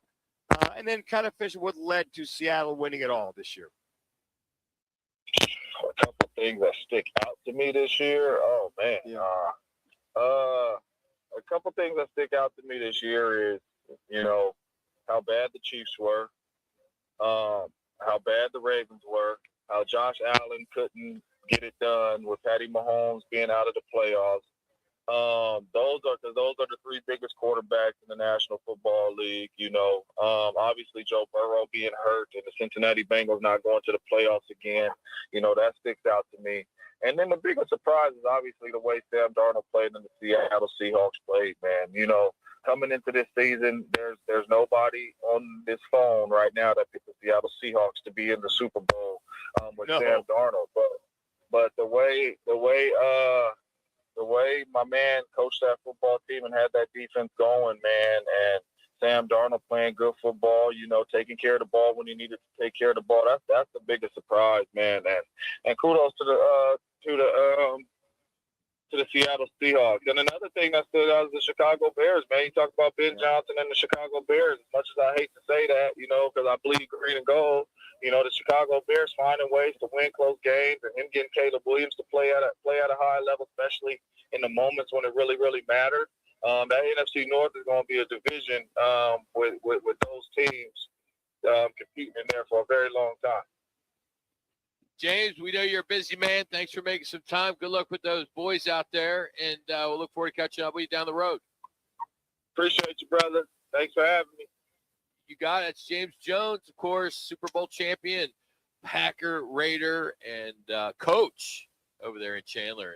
And he does. Imagine you're a kid and you're being coached by a James Jones, and he gets after him pretty good too. I'll be working my quarterbacks over here, and I train his quarterback for his flag team, and he does a great job. He really gets down on their level. The other thing too is I believe he's going to be calling some games for the for Packers Radio Network.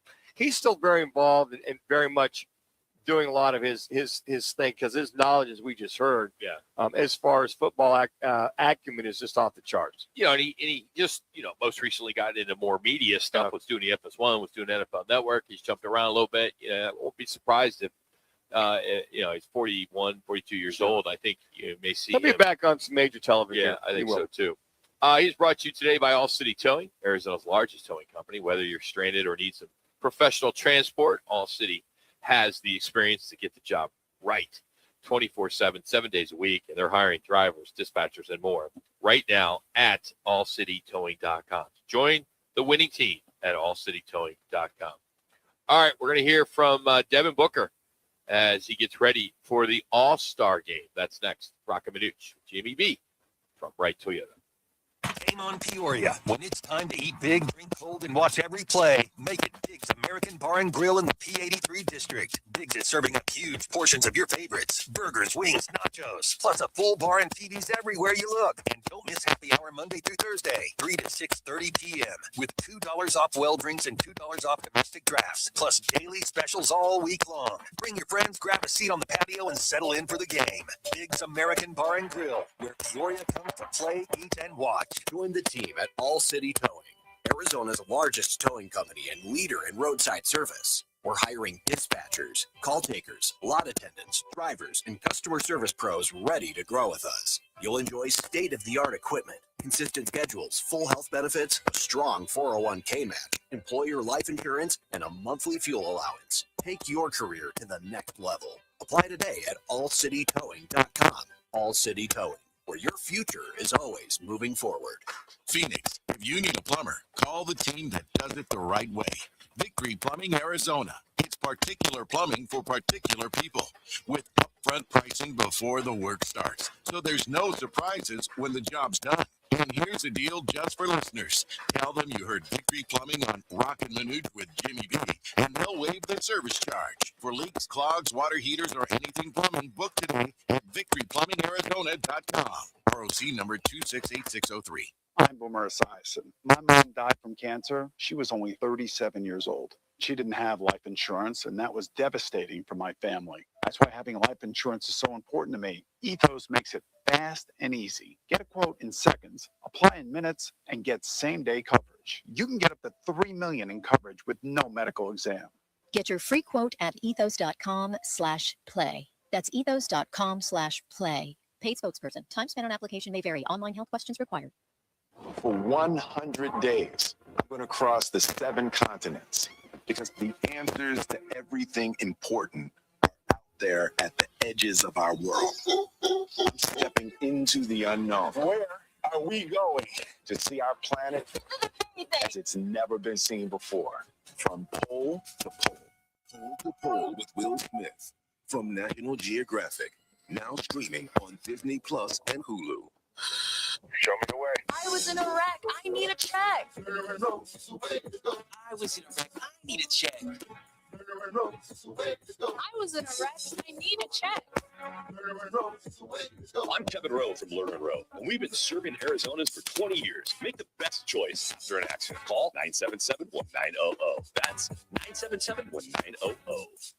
Learn and roll. It's the way you go. On 977-1900. 977-1900. It's the Lerner and Rowe one call, that's all call of the day. If you're looking for a full service law firm, just make one call, that's all. 602-977-1900.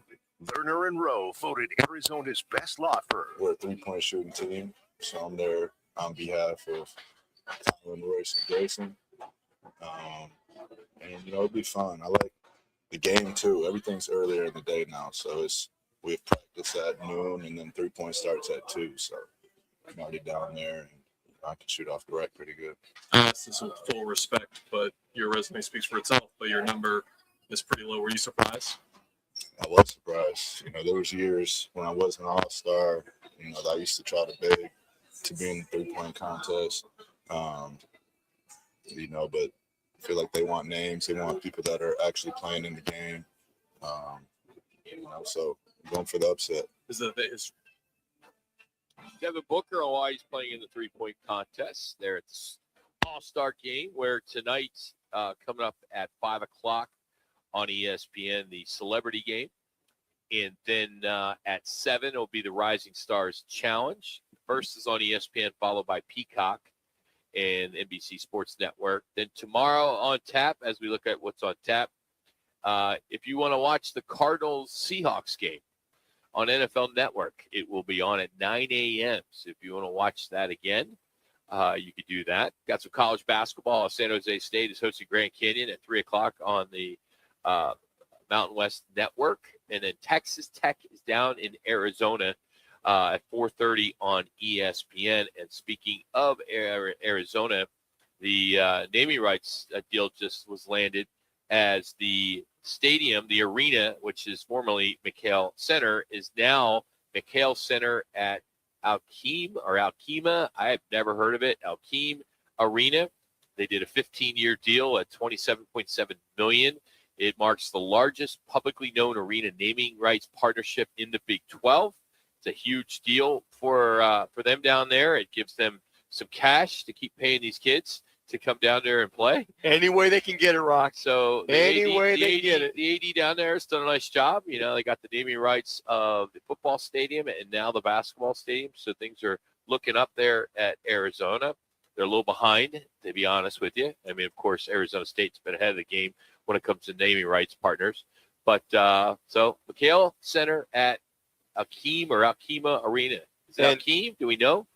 Alkema Insurance Company. On Lute Olson Court, correct? We kind of add those, like, it's like Frank Cushfield, a Sun Devil Stadium. I forget the name, Mountain America West. Yeah, Mountain America. Yeah, Frank Cushfield. You know, you look at the naming rights, you look at the NIL money that's coming in, and I think they broke down Alabama's money that was coming in, how it supports all the other, you call them the non-revenue sports, what have you. They are, yeah. Well, I tell you, Ole Miss is going to be looking for extra money with the Chambliss decision from a judge who's outruled the NCAA on him to come back for a 6th year. Everybody was kidding. Well, the Ole Miss must be an Ole Miss judge, must have graduated Ole Miss. Rock, this whole thing with NIL, guys coming back for 9 years, for 6 years. It's interesting because the NCAA is going to appeal the decision from the judge. And I'm almost like, well, when it comes to something like this, we've seen where local government or federal government has trumped the NCAA, i.e., this whole NIL thing started because Congress got involved and said, look, the players need to be awarded. It came out with merchandising. So they said it's an antitrust violation if you don't reward the players. Therein lies, that's how NIL got started. So now this judge in Mississippi outrules the NCAA and grants Chambliss another year to come back to Ole Miss. So you just wonder, as these players are looking to come back more and more, that more judges get involved. I'm shocked a judge got involved because Chambliss's people sued the NCAA. So this whole thing of going back and forth, it seems as though the governments or local governments are outweighing the NCAA. Sunday, Daytona 500, the NASCAR Cup Series biggest race of the year. Their Super Bowl starts at 11:30 on Fox. NBA All-Star Game will kick off first. I don't know what they're doing. It's so early, 3 o'clock. It's 5 o'clock Eastern, so 3 o'clock here on NBC Peacock from Inglewood, California, featuring the USA versus World format. Of course, all weekend long, you have the Olympics going on in Italy. Our Learner Row One Call, That's All, is brought to you by them. If you have been injured in an accident, don't try to handle it yourself or alone. Learner Row has been voted the best personal injury law firm year after year after year. In a wreck, you check. You know the phone number. Make one call. That's all. 602-977-1900. All right, guys, our State 40 Roofing, it's your call question of the day. And with this little sprinkling going on, we got some more rain coming, but mostly next week. So call State 40 Roofing today for a free roof inspection before the leaks hit you. Keep your roof sexy with State 40 Roofing, Arizona's #1 referred roofer. All you have to do is just visit state40roofing.com or call 480-268-4509. And here's the question. Just go to @Roc and Manuch on X and or Instagram. What part of the NBA All-Star Game is must-watch for you? Is it the All-Star Game itself, the three-point shooting contest, the dunk contest, or the skills challenge? All right, Connor, which way did the folks lean on this one? Looks like we had a 50-50 split at the moment here as more votes start to come in. 50% going with the three-point contest and 50% going with the dunk contest. So still a little bit of love for the dunk contest. You know, I'll peek at it, but I'm more of the three-point contest guy. I will watch the game to see how much different, how much competitive it's going to be, Rock, with the international versus the the Americans with these little round robin thing. You got these guys all coming together, and don't be shocked if the international team beats the Americans. And by the way, will care. Well, I know, but how did those guys beat our guys? I mean, now I know there's several guys that are be missing. Steph Curry, greatest shooter of all time. Giannis, he'll be playing. He's not going to play on the other side, but there's be several key guys that will not be part of this. But I guess if there's any solace in this at all, it's a new way of an All-Star game, international versus the Americans. So you're saying basketball's our game, so. Well, yeah, it is. Absolutely. Even though it was invented by a Canadian. Yeah, but he brought it down here to get it to really develop it. So I think James Naismith. Yeah, James Naismith. Canadian PE guy, PE instructor. Hey, start off with the peach basket. They used to do a jump ball after every basket going way back in the day. Really? Oh, yeah. And they didn't have a hole in that peach basket initially. You had to have a guy on a ladder, grab the ball, and put it back out there and go do the jump ball. Name the first college that it was brought to. Oh, so it originated in man. Massachusetts. We know that in Springfield. But then when he brought the game to this university in 1898. I'll just Yale, Kansas, KU. Okay. Yeah. Those Fog Allen Fieldhouse. By the way, you guys have Houston tomorrow, Kansas City. You got your bag ready? Oh man. Yeah. Hey, for CC, for Laz, for our friends here at Wright Toyota, and for Manuch, who's Kansas City Wildcats. Struggling. Rock. Have a great weekend. We're off on Monday. We'll see you back here on Tuesday.